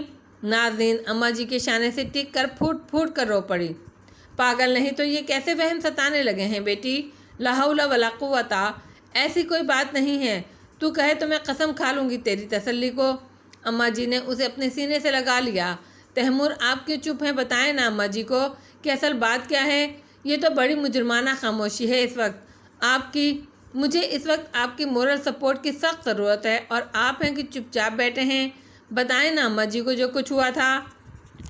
آپ ہم میں سے کسی سے بھی بدگمان نہ ہوں، یہاں موجود ہر شخص دل و جان سے آپ کا مخلص ہے، پھر آپ کیوں پریشان ہو رہی ہیں؟ تیمور علی خان نے نہایت لسانیت سے صورتحال پر قابو پانے کی کوشش کی۔ نہیں، آپ میرے سامنے بتائیں اماں جی کو۔ وہ جیسے کچھ سننے کو تیار نہیں تھیں۔ بیٹی مجھے سب پتہ ہے، یقین کرو بات وہ نہیں جو تم سمجھ رہی ہو۔ تو پھر بات کیا ہے؟ اس نے تیزی سے اماں جی کی بات کاٹ دی۔ اماں جی تیمور کی سمت ایک نظر ڈال کر خاموش ہو گئیں۔ نہیں، بات یہی ہے۔ پھر وہ کہاں ہے؟ یہ باری اکیلا کیوں ہے؟ آپ کے پاس کیوں ہے؟ یہ دیکھیں، اسے کھانا بھی آپ نے کھلایا ہے۔ اس نے ٹرے کی سمت اشارہ کر کے کہا۔ آپ لوگ سمجھنے کی کوشش کریں، یہ اس کے خون کا تقاضا ہے، کچھ انہونی نہیں ہوئی۔ گھر اجاڑنا اس کی غلیظ فطرت کا تقاضا ہے۔ بری بات بیٹی، ایسے کسی کا نام نسب کو گالی نہیں دیتے۔ اماں جی نے اس کی پشت پر ہاتھ پھیرتے ہوئے اسے ٹھنڈا کرنے کی کوشش کی۔ اس کے آنسو رکے نہیں۔ تیمور علی خان حیران پریشان باری کو صوفے پر ٹکا کر ان دونوں کی سمت بڑھے۔ بائی گاڈ بھابھی، اس طرح کی کوئی بات نہیں، ہم آپ کو اس سے ملوا دیں گے، وہ یہی ہیں ہمارے پاس۔ نازنین نے بے یقینی کے انداز میں ان کی سمت دیکھا۔ کہاں ہے؟ اس کی بے تابی قابل دید تھی۔ بابا صاحب نے اسے حویلی سے بے دخل کر دیا ہے، اب یہاں چلتی پھرتی وہ نظر نہیں آئے گی۔ البتہ ہم آپ کو اس سے ملوا دیں گے۔ مگر بابا صاحب نے اسے بے دخل کس وجہ سے کیا؟ اسی وجہ سے نا جو میں کہہ رہی ہوں۔ نہیں، بات کچھ اور ہے۔ بائی گاڈ، پلیز آپ میری زبان کا اعتبار کریں۔ پلیز تیمور، آپ مجھے بتائیں کہ کیا بات ہے، فار گاڈ سیک۔ اماں جی بلا ارادہ تیمور کی طرف دیکھ رہی تھیں۔ مگر تیمور کو ان کا دیکھنا بہت محسوس ہو رہا تھا۔ وہ نگاہ چرا کر ایک طرف ہو گئے۔ دکھ سے اماں جی کا کلیجہ پھٹنے لگا۔ یہ کیسا وقت ہے، کیسی بات ہے جو زبان سے ادا ہونا محال ہے، اور وہ بد نصیب کتنے آرام سے کہہ گئی، آپ مجھے ابھی اسی وقت ملوائیے۔ نازنین بچوں کی طرح مچل گئی۔ ایزی بھابھی ایزی، پلیز، ہم کہہ رہے ہیں نا، ضرور ملوائیں گے آپ کو، ہماری زبان پر اعتبار نہیں۔ بابا صاحب نے اس سے ملنے پر پابندی لگائی ہے، وہ اس سے کچھ اگلوانا چاہتے ہیں۔ دیکھیے، یہ باری بھی ہمارے پاس ہے، پلیز آپ آرام کریں۔ وہ اسے پرسکون کرنے کی کوشش کر رہے تھے۔ کیا اگلوانا چاہ رہے ہیں بابا صاحب؟ وہی نا جو ہم سوچ رہے ہیں۔ نازنین نے تڑپ کر ان کی طرف قدم بڑھائے۔ ہرگز نہیں، جو آپ سوچ رہی ہیں وہ تو ہرگز بھی نہیں ہے۔ اماں جی، آپ بھابھی کو لے کر ان کے کمرے میں جائیں۔ آؤ باری، ہم باہر چلتے ہیں۔ انہوں نے سہمے ہوئے باری کی سمت ہاتھ بڑھایا تو وہ جلدی سے صوفے سے اتر آیا۔ تیمور علی خان اسے لے کر باہر نکل گئے اور ان کے پیچھے اماں جی نازنین کو شانوں سے تھام کر چل پڑیں۔ ماما، مطربہ کے کمرے کی چابی آپ کے پاس ہے، کھانا تو آپ ہی لے کر جاتی ہیں۔ تیمور علی خان کچن کے دروازے میں کھڑے ماما سے مخاطب تھے۔ جی خان، آپ ٹھہریں، میں اپنے کمرے سے لے کر آتی ہوں۔ ماما دوپٹہ درست کرتی باہر نکل گئیں۔ تیمور علی خان راہداری میں پشت پر ہاتھ باندھ کر ٹہلنے لگے۔ تھوڑی دیر بعد ماما واپس آ گئیں اور چابی انہیں تھما دی۔ تیمور علی خان ایک لمحہ ضائع کیے بغیر مطربہ کے کمرے کی سمت بڑھے، جو انتہائی کونے میں بنا ہوا تھا، جہاں حویلی کا فالتو سامان تھا۔ ایک دروازہ بس ایک وسیع احاطے میں کھلتا تھا، جسے طے کرنے کے بعد حویلی کا دوسرا فیز شروع ہو جاتا تھا، جو حویلی کے ملازمین کے تصرف میں رہتا تھا۔ اس طرف زیر زمین اور بالائے زمین بڑے بڑے کمرے موجود تھے۔ فصلوں کی کٹائی کے زمانے میں اس طرف خاصی چہل پہل ہوا کرتی تھی۔ تیمور علی خان نے تالا کھول کر بہت آہستگی سے دروازہ دھکیلا۔ مطربہ بغیر دوپٹے کے دریچے میں کھڑی تھی۔ دروازہ کھلنے کی آواز پر چونک کر پلٹی۔ سامنے تیمور علی خان کو دیکھ کر یک بارگی دل بہت زور سے دھڑکا۔ اس نے بے ساختہ ان کے ہاتھوں کی سمت دیکھا کہ کوئی خنجر، کوئی پستول تو نہیں۔ اس نے قدرے حیرانی سے ان کی سمت دیکھا۔ دیکھو لڑکی، کیا نام ہے تمہارا؟ ہم تمہارے پاس آخری بار آئے ہیں، خود پر رحم کرنے کا یہ آخری موقع دینے۔ نہیں کرنا مجھے خود پہ رحم اور کسی سے کوئی بات بھی۔ آپ کے پاس دولت اور خاندان کی طاقت ہے، آپ اسی سے کام لیجئے۔ وہ بھڑک کر بولی۔ ان کا خیال غلط نکلا۔ اس کا دماغ درست ہونے کے بجائے اور خراب ہو چکا تھا۔ کیا چاہتی ہو تم؟ وہ بہت ضبط سے کام لے رہے تھے۔ اب کچھ نہیں چاہتی، وہ سابقہ لہجے میں پھنکاری۔ کیوں ناز بھابھی کی حالت؟ دیکھو، ناز بھابھی کی حالت بہت خراب ہے۔ انہوں نے تمہارا کیا بگاڑا ہے؟ انہیں کس بات کی سزا مل رہی ہے؟ ہم نے تمہاری شادی ایک بہترین انسان سے، تمہیں اپنے حسن پر غیر ضروری اعتماد یا غرور تھا، اسی وجہ سے تمہارا دماغی توازن بگڑ گیا ہے، کیونکہ غرور بھی پاگل پن کی علامتوں میں سے ایک ہے۔ صرف حسن سے بات نہیں بنتی مطربہ بیگم۔ تیمور علی خان کے انداز میں واضح صفا کی جھلک رہی تھی۔ ہم تم پر مر کر بھی ظاہر نہ کرتے کہ ہم تمہارے دل کی بات شروع سے سمجھتے ہیں، مگر نوبت یہاں تک آ گئی ہے کہ تم نے اپنی خود غرضی کی آگ میں ہمارے بھائی کا گھر بھی جلانے کی کوشش کر ڈالی۔ مطربہ بیگم، ایسے نہیں ہوتا جیسے تم سوچ رہی تھیں۔ جی تو چاہتا ہے تمہیں ہمیشہ کے لیے یہاں سے دور کر دیں اور اخبار میں اشتہار دے دیں تمہاری تصویر کے ساتھ کہ یہ جہاں نظر آئے اسے پتھر مارے جائیں۔ تم نے ہمیں پریشان کرنے کے علاوہ جو سنگین جرم کیا ہے اس پر جو سزا ہو کم ہے۔ ہم اس وقت صرف تمہارے پاس اس لیے آئے ہیں کہ تمہیں یاور بھائی کے سامنے اعتراف جرم کرنا ہوگا، حلف اٹھانا ہوگا۔ تم نے محض اپنی تسکین کے لیے یہ شعلے بھڑکائے ہیں، صرف ہم سے انتقام لینے کی نیت سے، اور انتقام بھی اس بات کا کہ تمہارے حسن کا خراج ہم نے خود نہیں دیا۔ علی جیسے سادہ اور پرخلوص انسان سے تمہارا رشتہ کیوں جوڑا؟ یہی بات ہے نا؟ اگر تم ایسا کرو تو ہم تمہیں ضمانت دیتے ہیں کہ ہم تمہیں معاف کر دیں گے، کوئی بھی تمہیں کچھ نہیں کہے گا۔ رہنا تو پھر بھی مجھے اپنی محرومیوں کے ساتھ ہے۔ جب میں دکھ اٹھا سکتی ہوں تو دوسرے کیوں نہیں اٹھا سکتے؟ میرے نقصان پورے نہیں ہو سکتے خان، بلکہ آپ کو دیکھتے ہی ایک ایک زخم رسنے لگتا ہے۔ آپ اپنے دل پر زور نہ رکھیں تو میرے دل پر زور کیوں چلا رہے ہیں؟ اگر یہ اتنا آسان کام ہوتا تو آپ نہ کر لیتے؟ یہ تو بہت مشکل کام ہے کہ انسان ماں کی پرواہ بھی نہیں کرتا۔ وہ زہر سے زرد ہونے لگی۔ محترمہ، تمہیں یہ کرنا ہوگا۔ ہم اپنے بھائی کا گھر بچانے کے لیے یہاں تک کرنے کو تیار ہیں کہ اپنی بیوی کو چھوڑ دیں، اماں جی کی پسند سے شادی کر لیں، مگر تمہیں یاور بھائی کے سامنے قسم کھانا ہوگی کہ تم نے ان کے اور بھابھی کے ساتھ زیادتی کی ہے۔ حلف اٹھانا ہوگا، بلکہ پس پردہ جو کچھ ہے وہ بھی تفصیل سے بتانا ہوگا۔ سن رہی ہو ہماری بات؟ وہ برہمی سے کہہ رہے تھے۔ یہ تو صرف آپ کے نقصان پورے ہوئے، وہ سنگ دلی سے بولی۔ تیمور علی خان کا جی چاہا اس پر فائل کھول دیں۔ ہم اپنا گھر برباد کرنے کا وعدہ کر چکے ہیں، صرف اپنی بے گناہ بھابھی کی خاطر۔ اتنی بے مایہ لڑکی تو انہیں کسی مقام پر لا کھڑا کرے گی۔ وہ بظاہر سرسری مگر باطن بہت گہری نظروں سے اس کے چہرے کے اتار چڑھاؤ دیکھ رہے تھے۔ یہ ان کی مجبوری تھی کہ وہ ترپ چال چل رہے تھے، کسی طرح وہ حقیقت بیانی پر آ جائے اور یہ طوفان تھم جائے۔ یاور علی خان کی حویلی واپس آنے سے پہلے وہ صورتحال کنٹرول کرنا چاہ رہے تھے، تاکہ جب وہ واپس آئیں تو حقیقت ان کے سامنے ہو اور اس بحران سے نجات حاصل ہو۔ محترمہ نے ان کی سمت ایک اچٹی نگاہ ڈالی۔ مجبوری میں شادی بھی کریں گے تو شیخ رفیع کی لڑکی کے ساتھ؟ میں کمزاد اپنے نقصانات کے ساتھ اسی جگہ، بلکہ شاید یاور علی خانان یا بڑے خان کی گولی کھا کر قبر کے گڑھے میں نہیں۔ جھوٹ نبھانا ہمیشہ ایک مجبوری ہوتی ہے۔ اب وہ کیچڑ میں لت پت تھی۔ محبوب سامنے کھڑا انگارے چبا رہا تھا، انگاروں پر بھی چلا رہا تھا۔ اب تو ایک سے جئیں گے۔ اس کی نس نس میں پھر زہر اترنے لگا۔ آپ جائیے تیمور خانان، اب مجھے کچھ نہیں کہنا۔ وہ بے رخی سے مڑ گئی۔ نازنین بھابھی بالکل بے قصور اور مظلوم ہیں، اور بھائی بھی۔ ہم سے انتقام ہی لینا ٹھہرا تو کوئی اور تدبیر سوچو۔ وہ ایک دم شکستہ حال نظر آئے۔ میں کیوں کسی سے انتقام لینے لگی؟ وہ بدستور نروٹھے پن سے گویا ہوئی۔ ایسا عظیم الشان جاگیردار اس کے سامنے بے بس کھڑا تھا۔ اندر کہیں سلگتی کوئلوں پر پانی پڑ رہا تھا، چھن چھن۔ کیا ہمیں اپنے بھائی کا گھر بچانے کے لیے تم سے شادی کرنی چاہیے؟ وہ اتنی آسانی سے ہار ماننے والے نہیں تھے۔ محترمہ نے چونک کر پوری قوت سے گھوم کر ان کی سمت دیکھا۔ گلے میں گلابوں کے ہار ڈالے یہ حسین شہزادہ اسے محبت سے دیکھ کر مسکرا رہا تھا، مگر باوجود کوشش کے یہ تصور جمع نہیں۔ یہ مسکرائے گا؟ ہرگز نہیں۔ ایک ذرا اقبالی جرم کی دیر ہے، اس کے ایک ایک مسام سے روح کھینچ لی جائے گی۔ یہ جاگیردار ہیں، لینے والے نہیں۔ لینے والے انہیں دینا نہیں آتا۔ یہ احسان کرتے ہیں، نوازتے ہیں، بخشتے ہیں، دیتے نہیں ہیں۔ دینا تو یہ ہے کہ جواب میں کوئی طلب نہ ہو۔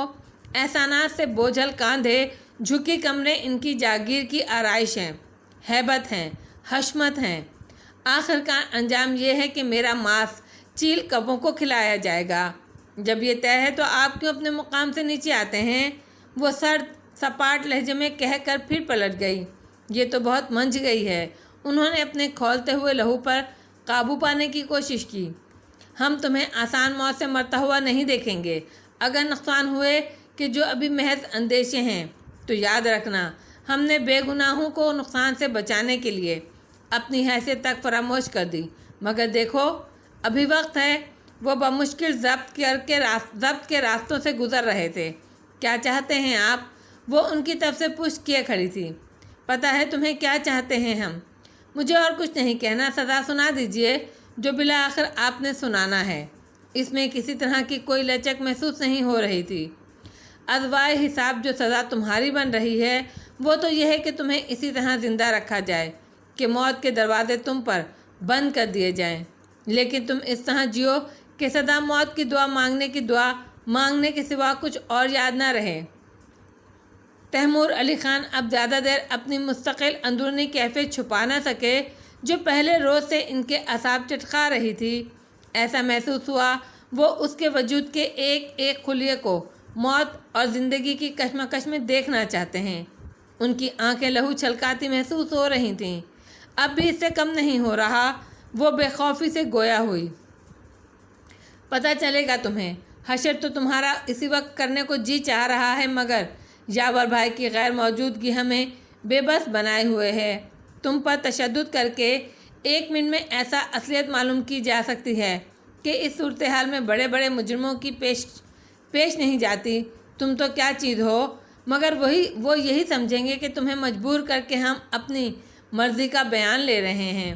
بدگمان دل ہے، بدگمانی کے راستوں پر چل نکلا ہے، اتنی آسانی سے ہماری طرف نہیں پلٹے گا، لہذا ہم یہ کڑوا گھونٹ صرف ان کی آمد تک پی رہے ہیں، جو کارروائی کریں گے ان کے سامنے کریں گے، تب تک خیر مناؤ۔ وہ ایک دم تیزی سے پلٹ کر باہر نکل گئے۔ ان کے لہجے کی غراہٹ ان کے آئندہ کے عزائم کا پتہ دے رہی تھی۔ تیمور علی خان تھکے تھکے قدموں کے ساتھ گہری سوچ میں مستغرق بابا صاحب کے کمرے کی طرف آئے۔ دستک بھی اسی انداز میں دی گویا ہاتھوں میں کوئی وزن اٹھا رکھا ہو۔ کون ہے؟ آ جاؤ۔ بابا صاحب کی آواز میں بھی تھکن واضح تھی۔ تیمور علی خان اندر داخل ہو گئے۔ بابا صاحب نیم دراز حالت میں حقے کا پائپ منہ سے لگائے دروازے کی سمت دیکھ رہے تھے۔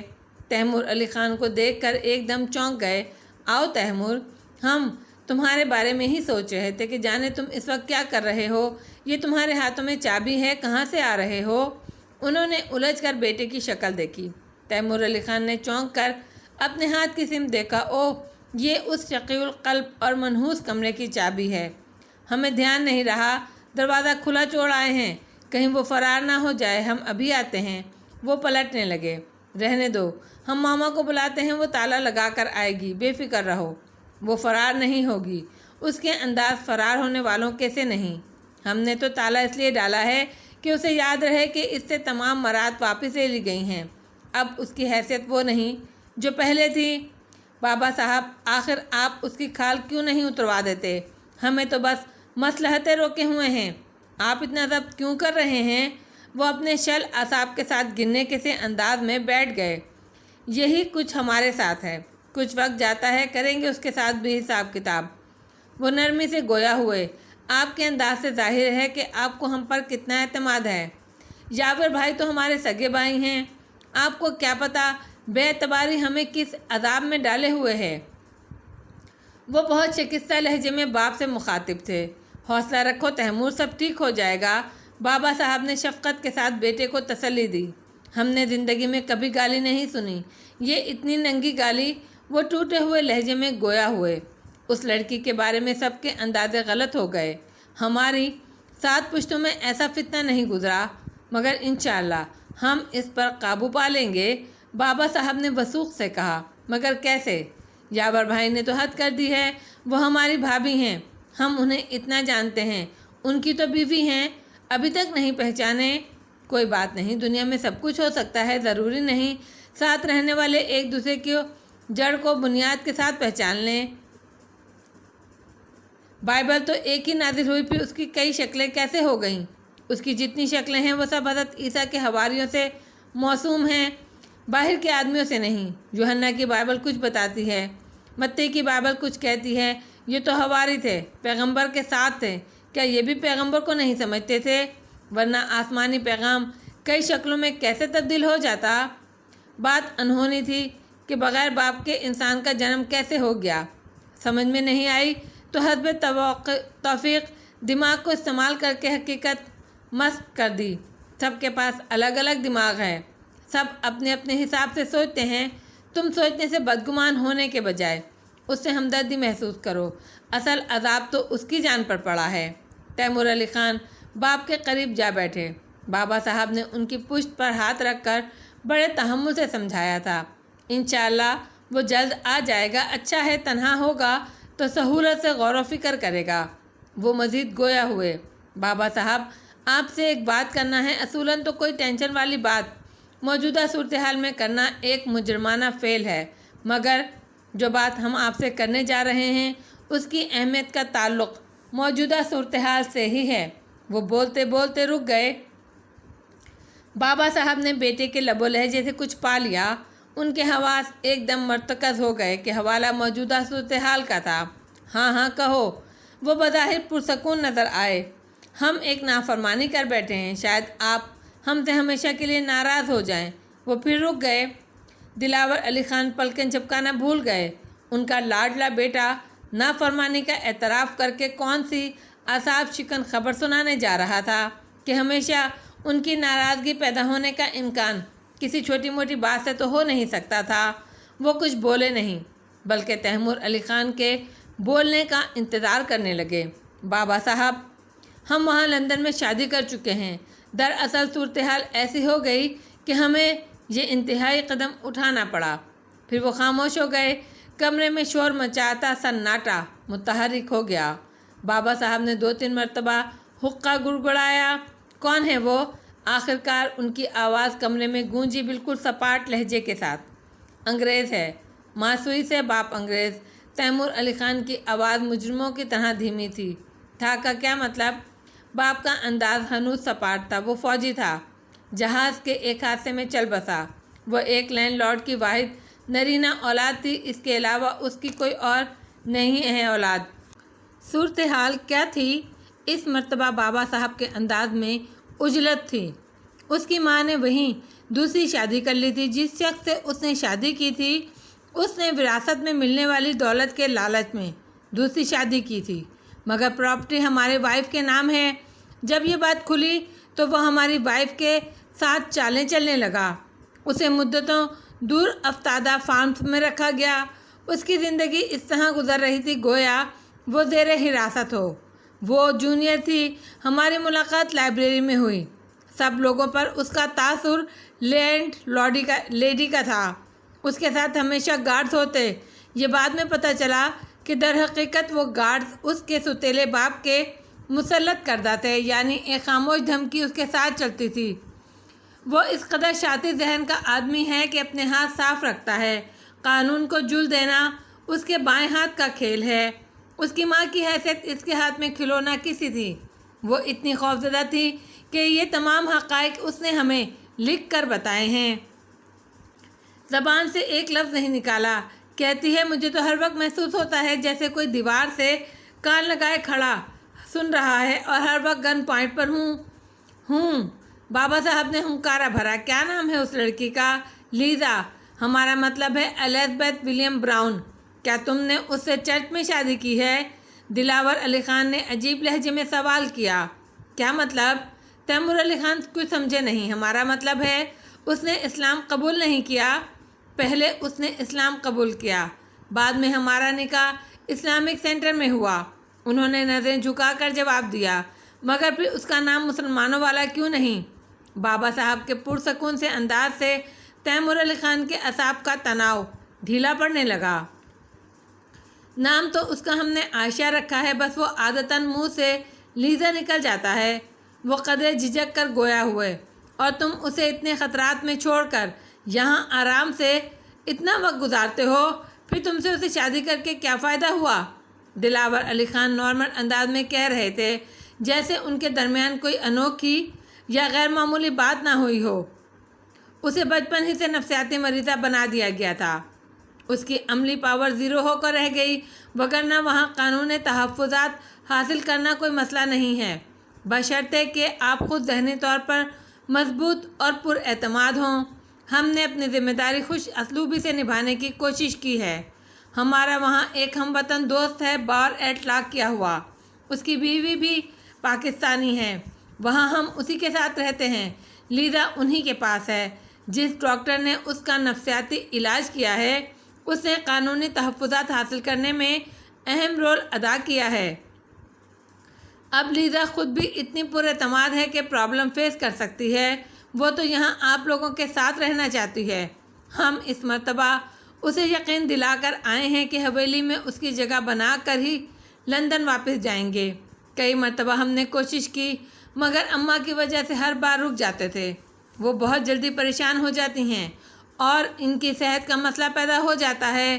آج سے پہلے ہم نے یہی فیصلہ کیا تھا کہ آپ کو سب بتا دیں گے، پھر آپ خود ہی اماں جی کو ہینڈل کر لیں گے۔ ہم نے یہی فیصلہ کیا ہے کہ آپ کو سب بتا دیں۔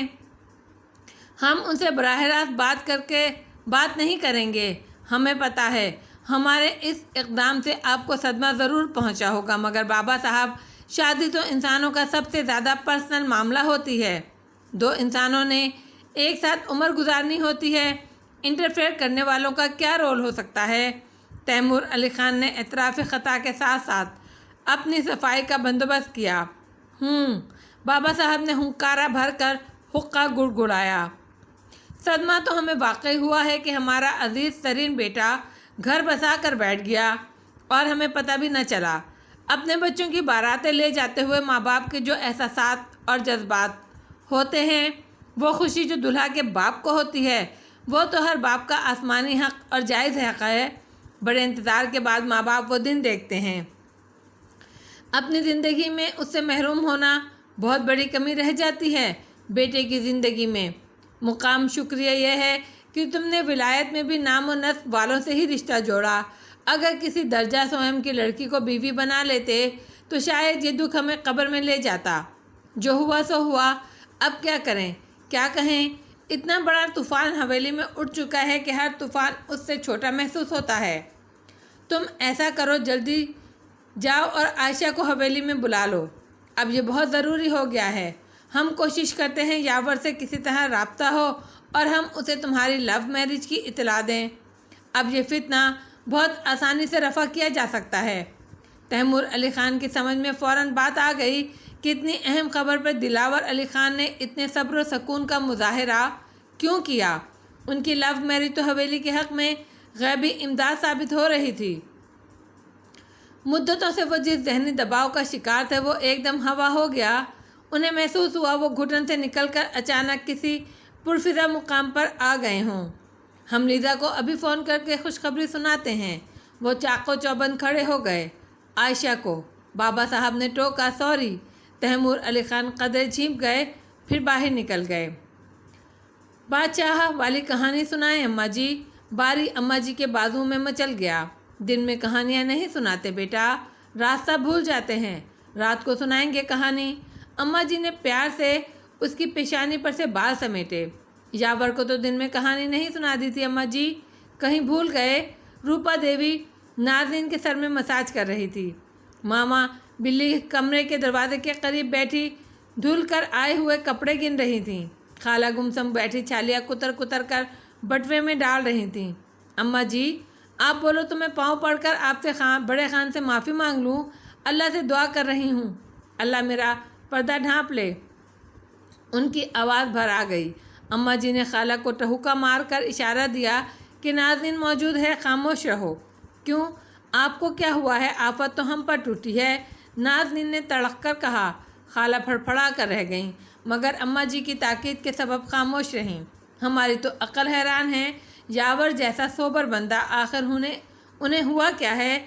ایسے تو کبھی نہیں ہوتا۔ وہ بڑبڑانے کے انداز میں گویا ہوئیں۔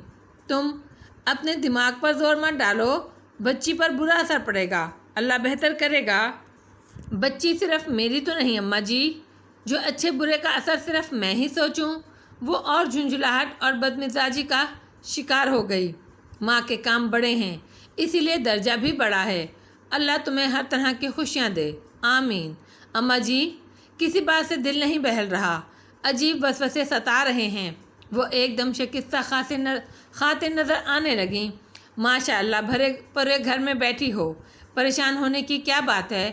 وہ تسلی دینے سے زیادہ کیا کر سکتی تھیں؟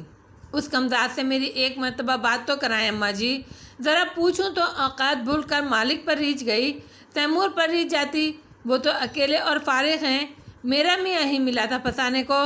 ناظرین کی ذہنی حالت گزرتے وقت کے ساتھ ساتھ دگرگو ہوتی جا رہی تھی۔ ایک تو زچگی سے ذہنی و جسمانی کمزوری، دوسرے یہ اتنی بڑی پریشانی جب تک نوزائیدہ بچے کا باپ بچے کے چہرے پر مسکراتی نظر نہ ڈالے۔ بچے کی ماں کی تھکن نہیں اترتی۔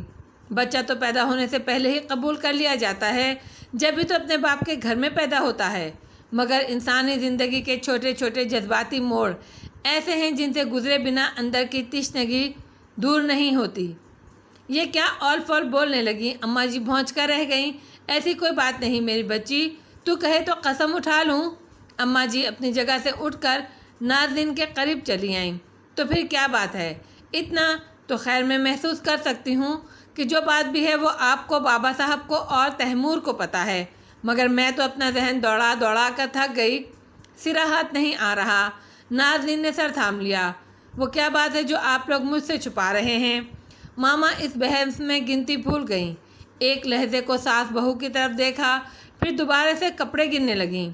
रूपा देवी अपने सर पर हाथ रखकर बैठ गईं कि कब नाज़नीन अपना थामा हुआ सर आज़ाद करे और वो फिर से मसाज शुरू करें। अम्मा जी, छोटी दुल्हन आपसे लड़ाई कर रही हैं। बारी अम्मा जी की पुष्ट पर खड़ा हुआ था और कदरे परेशान कुन अंदाज में दोनों को देख रहा था। अम्मा जी ने उसे खींचकर अपनी गोद में भर लिया। माँ सदके, नहीं बेटे, लड़ाई तो गंदे लोग करते हैं, हम तो बातें कर रहे हैं।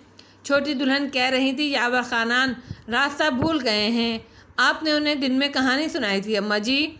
वो अटक अटक कर बड़ी मासूमियत से पूछ रहा था।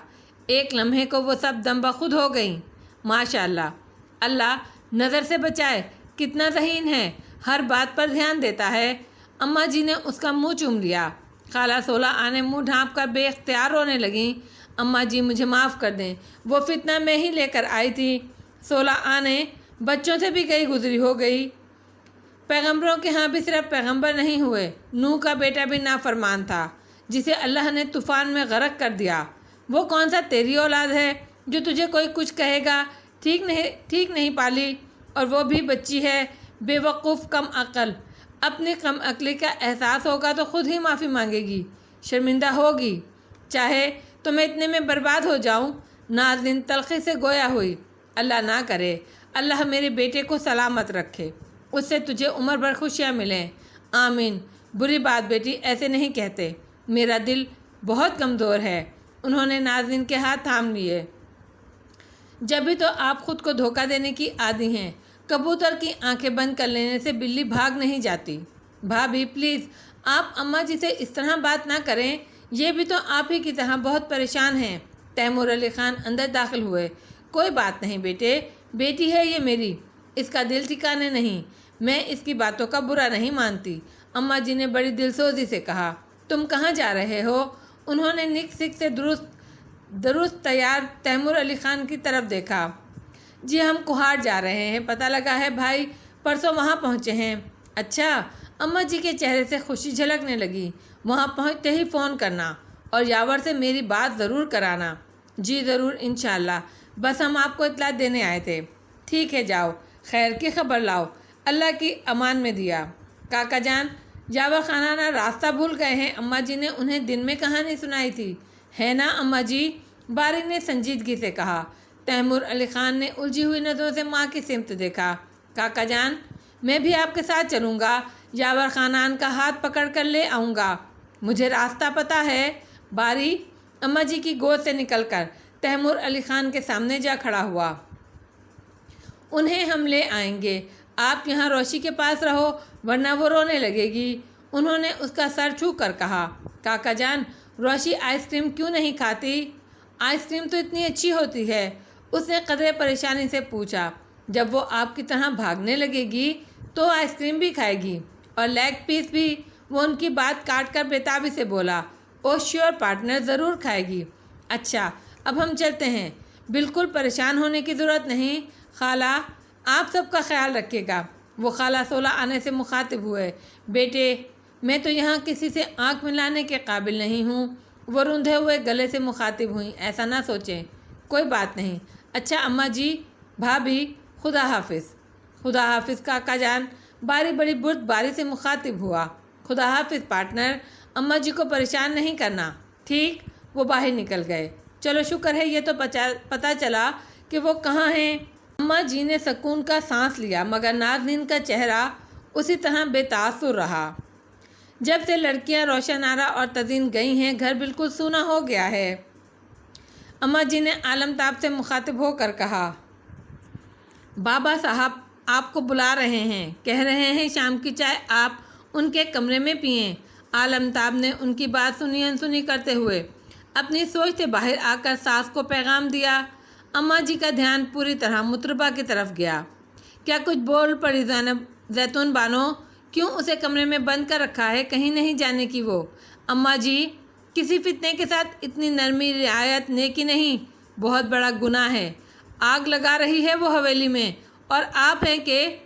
आलमताब की आवाज़ से नाराज़गी वाज़ेह थी। अम्मा जी बच्चे की तरह घबरा कर चुप हो गईं। अच्छा, मैं असर की नमाज़ पढ़ लूँ, अपने बाबा साहब को कहलवा दो, आती हूँ अभी। वो धीमी आवाज़ में कहकर वज़ू के लिए चल पड़ी। आलमताब रूपा देवी को बुलाकर बाबा साहब का पैगाम पहुंचाने लगी। अम्मा जी ने असर की नमाज के बाद मामूल के मुताबिक तस्बीह पढ़ी, अपने कांपते दिल को करार मिलने की दुआ की और बाबा साहब के कमरे में आ गईं। आओ रईसा की माँ, बहुत देर लगा दी, नमाज पढ़ रही थी। अम्मा जी ने सर पर दुपट्टा दुरुस्त करते हुए नज़रें झुकाकर जवाब दिया, आओ बैठो, बहुत सी बातें जमा हो गई हैं जो आपसे करनी हैं। बाबा साहब ने अपने पहलू में बैठने का इशारा किया।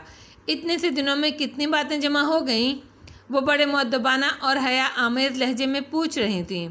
एक तो आप सारी उम्र शीशे का सामान बनी रहीं, आपसे कोई बात करना हो तो हर तरफ से इंतज़ाम करना पड़ता है। बाबा साहब ने आज वाकई झल्ला कर कहा। अम्मा जी सहम गईं। कोई शिकायत हो गई मुझसे? वो सादगी से पूछ रही थीं। दिलावर अली ख़ान उबलते हुए झाग की तरह फिर बैठने लगे। रईसा की माँ, ये दुनिया मुशक्क़त गाह है, हर वक्त मर्ज़ी की खबरें नहीं आती। यहाँ हर किसी को कोई ना कोई मसला है, ये इंसान की तकदीर है और ऐसा क़यामत तक होगा। अब हम हैं, अल्लाह ने गनी कर दिया है, मगर और उलझने हमारे साथ हैं जो बाज़ औक़ात इस कदर बढ़ जाती हैं कि गनी होने का एहसास तक मिटा देती हैं। माल और दौलत के ढेर होने का सारा नशा हरन हो जाता है।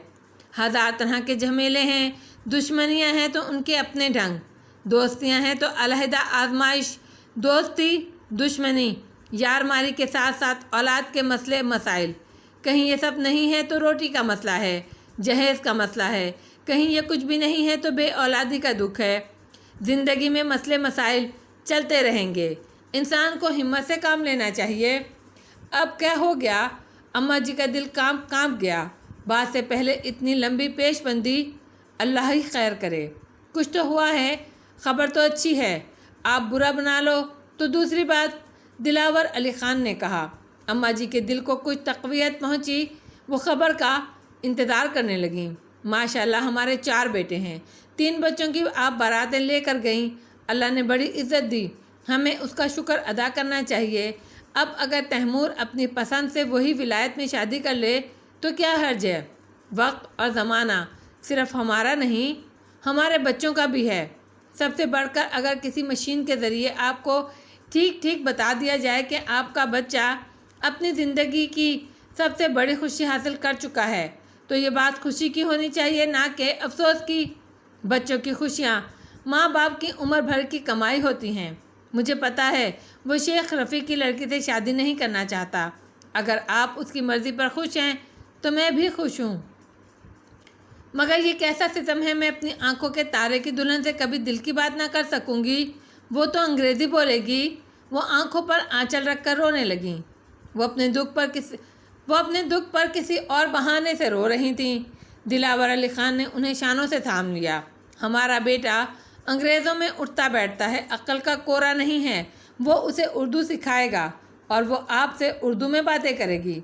आपको तो हम रियासत रामपुर से यहाँ लाए थे, क्या छनी हुई उर्दू बोलती थीं, अब किस तरह मुकामी ज़बान बोलती हैं, असल ज़बान भूल चुकी हैं।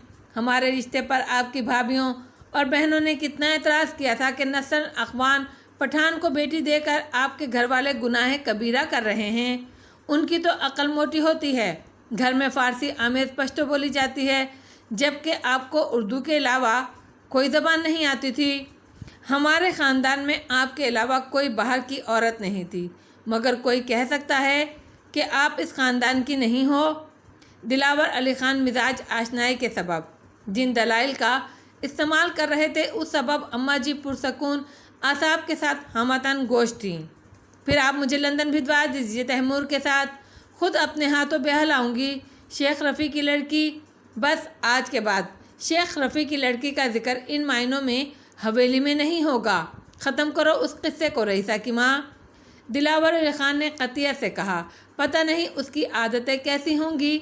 उनके मुंह से बिला इरादा निकल गया। खिलाफ तवक्को ख़बर पर अजब तरह की भी इख्तियारी थी। वो तो दिलावर अली ख़ान की पुरसकून अंदाज और बेटे की हिमायत में दलील के साथ की गई पेशबंदी की वजह से उनके औसान ख़ता नहीं हुए, मगर जाने क्यों अंदर कुछ टूटता हुआ महसूस हुआ। रईसा की माँ, تمہارے بیٹے کا گزارا اس کی عادتوں سے ہو سکتا ہوگا، تبھی تو اس نے اتنا بڑا قدم اٹھایا، انہوں نے سمجھایا۔ اماں جی سر جھکا کر کسی سوچ میں گم ہو گئیں۔ آپ نے اس طرح کی باتیں کبھی پسند نہیں کی، سچی سچی کہیے۔ جب آپ کو پہلے یہ خبر ملی ہوگی تو کیا آپ کو صدمہ نہیں ہوا؟ حالانکہ میرے حساب سے تو آپ کو غصہ آنا چاہیے۔ وہ چند لمحوں کے توقف کے بعد گویا ہوئیں۔ دلاور علی خان جواب میں خاصی دیر خاموش رہے۔ آپ ہماری شریک حیات ہو، شریک راز ہو۔ اللہ سے دعا ہے وقت آخر یہی اخلاص بھرا چہرہ آنکھوں کے سامنے ہو۔ ایک بات بتا رہے ہیں آپ کو۔ وہ بہت گہری سوچ میں ڈوب کر مخاطب ہوئے۔ جب زیتون بانو نے ہمارے سامنے زبان کھولی اور بعد میں تیمور نے اس پر الزام لگایا، آپ کے سامنے تو ہمارے دل کو بہت سے وسوسوں نے گھیر لیا۔ یہ خیال دل میں جم رہا تھا کہ تیمور سے غلطی ہو سکتی ہے، ورنہ ایسی کمزور اور بے سہارا لڑکی ہمارے سامنے اس طرح کی جرأت کم از کم نہیں کر سکتی۔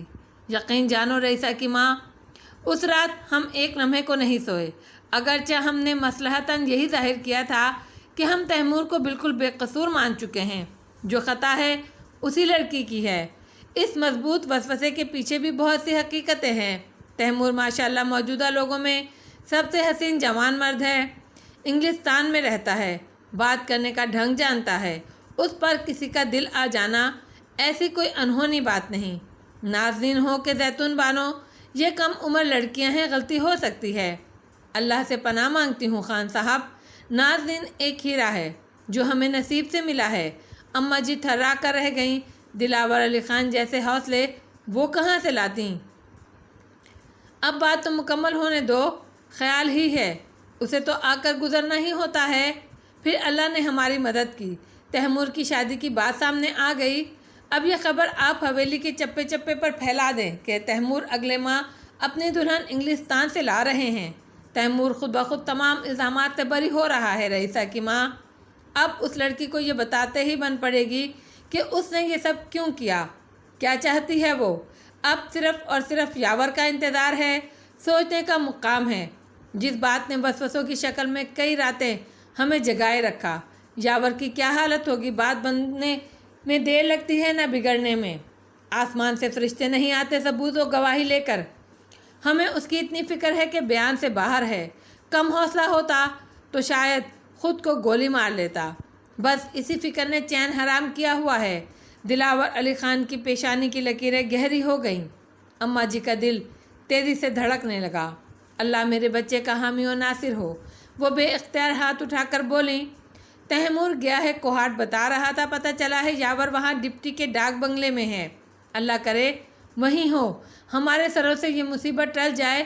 میں تو زیتون بانو کو کراچی میں صابرہ کے پاس ہی بھیج دوں گی، وہیں ٹھیک ہے۔ اب یہ ہمارا کام ہے، ہم خود طے کر لیں گے کہ اسے کس مقام پر رکھنا ہے، خواہ کچھ ہو۔ باری اب اس کے ساتھ نہیں رہے گا، ہم خود اس کی پرورش کریں گے۔ وہ سورما نسل کا پٹھا ہے، ہم الٹی سیدھی گود میں اسے ضائع نہیں ہونے دیں گے۔ دلاور علی خان نے بیوی کی بات کاٹ کر تفصیلاً کہا۔ وہ اسے بہت یاد کرتا ہے۔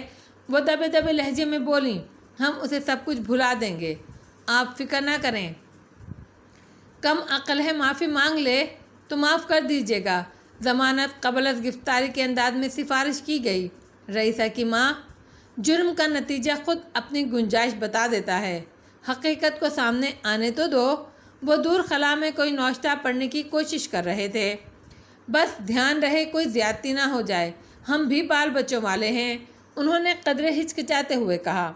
ہاں فی الحال تو زیادتی ہمارے ساتھ ہو رہی ہے، ہمارے بچے اپنے اپنے کام بھول کر دربدر ہیں۔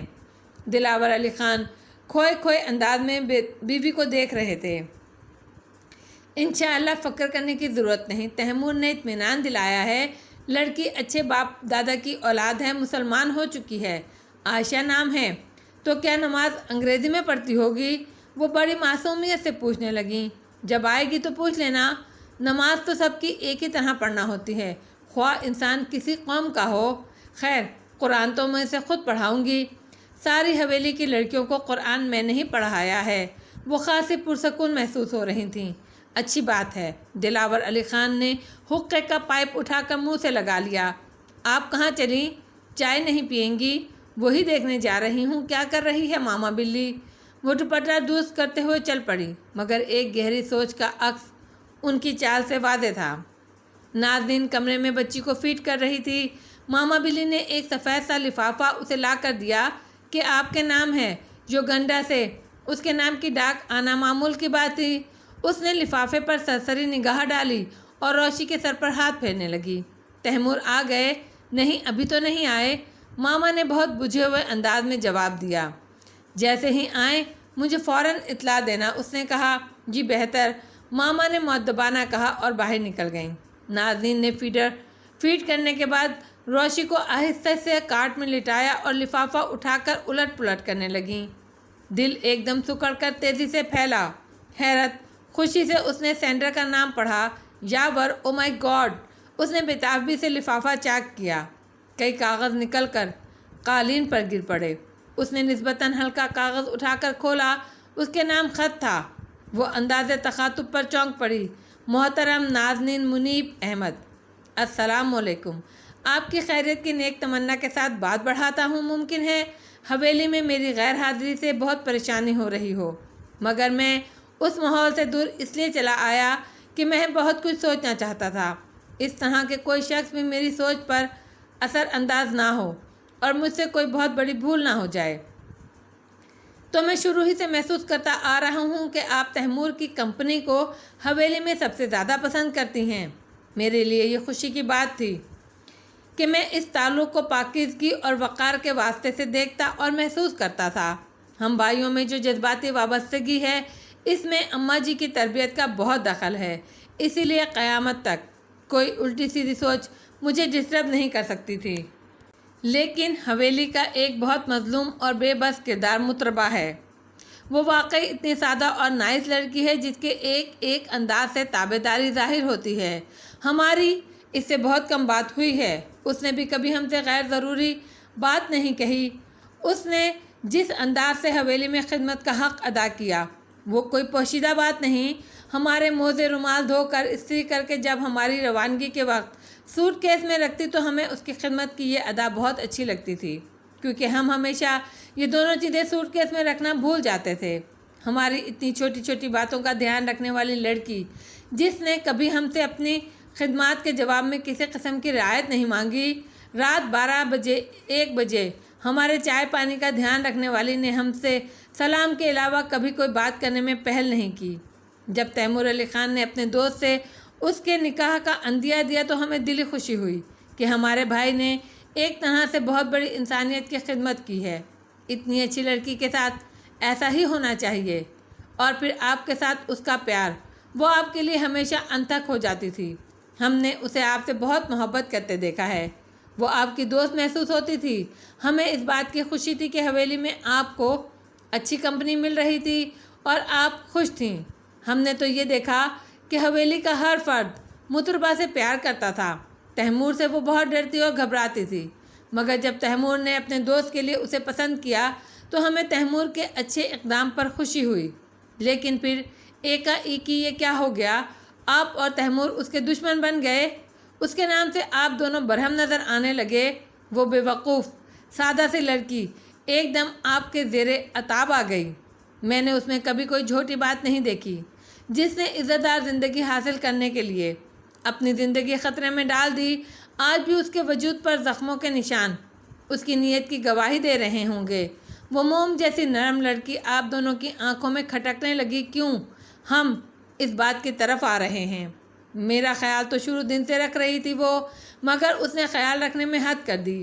ہمیں حقیقت کے دروازے تک لے آئی، اس لیے کہ شاید وہ واقعی خیر خواہ ہے۔ اس کا ثبوت یہ ہے کہ جو بات اس نے میرے سامنے کہی وہی تیمور اور بابا صاحب کے سامنے کہی۔ ایسا بھی ہوا کہ آپ کے انتظار میں گھنٹہ بھر راستہ دیکھا، مگر آپ تیمور کو کمپنی دے رہی تھیں۔ تیمور اس قابل ہیں کہ دل ان کے راستے میں بچھائے جاتے ہوں۔ میں اپنے بھائی کو قصوروار نہیں مانتا اتنا جتنا کہ آپ ہیں۔ عورت کی آمادگی کے بغیر مرد کی کوئی تدبیر کارگر نہیں ہوتی۔ مرد کی پہل اس کی جیت جانے کی علامت نہیں ہوا کرتی۔ مرد کی جیت عورت کے تعاون کے بغیر ممکن ہی نہیں۔ میں نے یہ بھی دیکھا ہے کہ میری موجودگی میں آپ بہت چپ ہوتی ہیں۔ جبکہ تیمور کے ساتھ آپ کو اتنا خوش اور ہنستا ہوا دیکھا کہ کسی اور کے ساتھ کبھی نہیں دیکھا، مگر تب بھی میرے ذہن میں کوئی نیگیٹو خیال اس لیے نہیں آیا کہ مجھے خود پر ہمیشہ بہت اعتماد رہا ہے۔ مطربہ نے جب اس پوائنٹ پر مجھے توجہ دلائی تو میں نے بغور جائزہ لیا۔ شک کو یقین میں بدلتے کتنی دیر لگتی ہے۔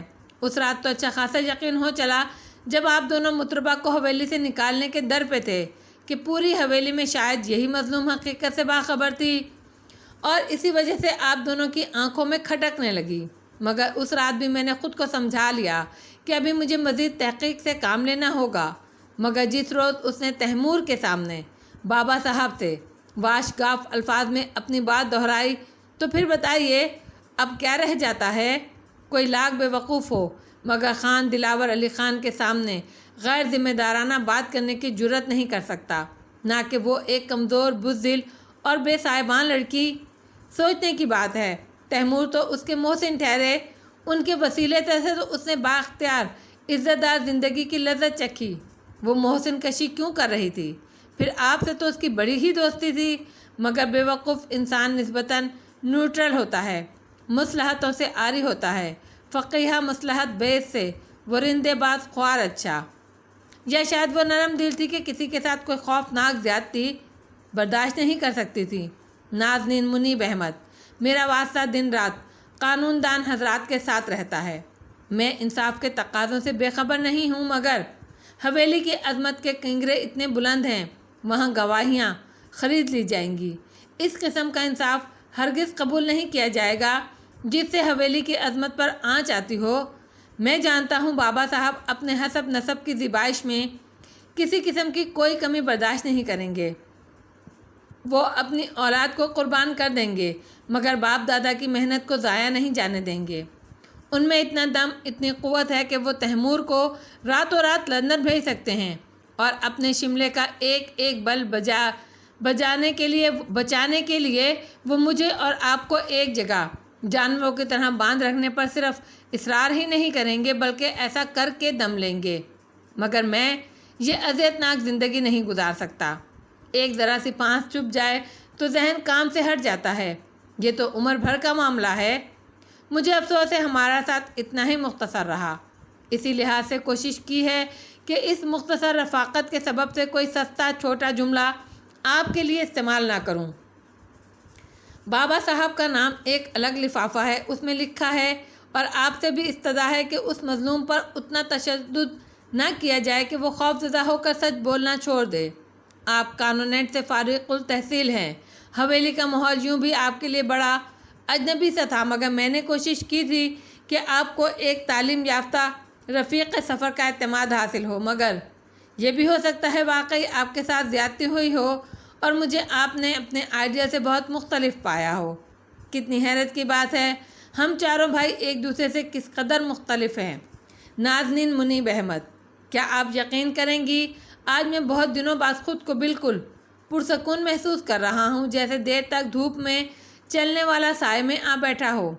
میری سمجھ میں یہ نہیں آ رہا کہ مجھے آپ سے معذرت کرنی چاہیے یا آپ کا شکریہ ادا کرنا چاہیے، کیونکہ کاغذات پہلے تیار کرائے ہیں، خط بعد میں لکھ رہا ہوں، اسی لیے میں اس میں کسی بوجھ جیسے تعلق کا شائبہ نہیں رکھ رہا۔ اسی سبب آپ کو نازنین منیب احمد کے نام سے مخاطب کیا ہے۔ بچے میرے ہیں، مجھے امید ہے آپ اس معاملے میں نہیں الجھیں گی۔ جب عورت حقیقی معنوں میں ماں کا کردار ادا کرنے لگتی ہے تو دوسری دلچسپیوں کی اسے فرصت ہی کب ہوتی ہے۔ اللہ حافظ، یاور علی خان۔ پتہ نہیں نازنین نے وہ خط بقائم ہوش و حواس پڑھا بھی تھا یا درمیان میں ہی پتھرا گئی تھی۔ ماما روشی کو دیکھنے آئیں تو نازنین پتھر کا بت بنی تھی، خط اس کے ہاتھ میں تھا۔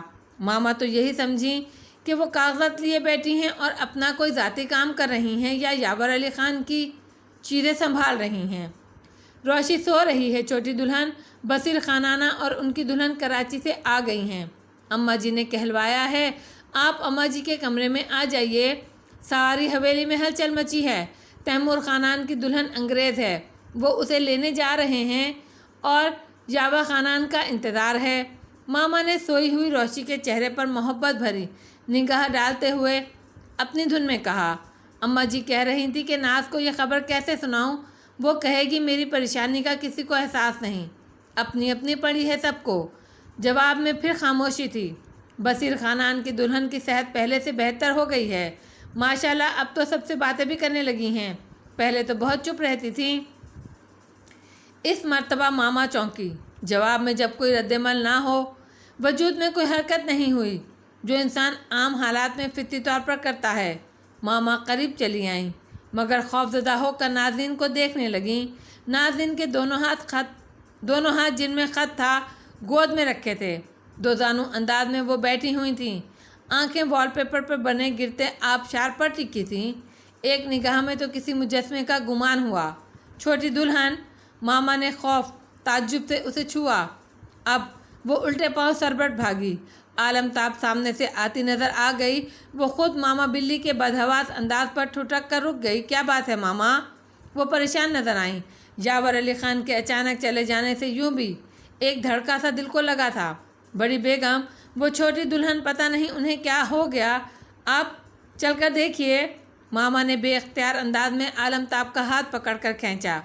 आलमताब एक लम्हा ज़ाया किए बगैर चल पड़ी। नाज़रीन उनकी निगाहों के सामने मूर्ति की तरह नस्ब थी। नाज, उन्होंने इसे शानों से पकड़कर झंझोड़ा। वो लड़क कर इनकी गोद में आ रही। आलमताब एक सानिये को सन्नाटे में रह गईं। मामा, बसीर से कहो कि छोटी दुल्हन को अस्पताल लेकर जाना है, जल्दी करो। वो गोद में गिरी नाज़रीन के हाथ पैर दुरुस्त करने लगी। मामा फ़ौरन दौड़ गईं। चंद लम्हों बाद बड़े अब्बा, आलमताब के शौहर और बसीर अली ख़ान अंदर तेज़ी से दाखिल हुए। क्या हुआ भाभी बेगम? बसीर अली ख़ान परेशानी से पूछ रहे थे। हटो एक तरफ। बड़े अब्बा के असाब शायद सबसे ज़्यादा मजबूत थे। उन्होंने नाज़रीन को बाजुओं में उठा लिया। आप कोई चादर लेकर गाड़ी में आओ। उन्होंने बार की सिमत बढ़ते हुए बीवी को मुखातिब किया। कदमों की धमक से राहदारी और पोर्च गूंज उठे। गाड़ी के दरवाजे खटाखट खुलने की आवाज़ें इनमें शामिल थीं। जो शोर बरपा हुआ, आलमताब पिछली सीट पर बैठी और नाज़रीन का सर अपने जानों पर रख लिया। आगे बसीर अली ख़ान और आलमताब के शौहर बैठ गए। गाड़ी एक जन्नाटे से बैक हुई और फिर एक शोर के साथ मोड़ काटा और दौड़ पड़ी।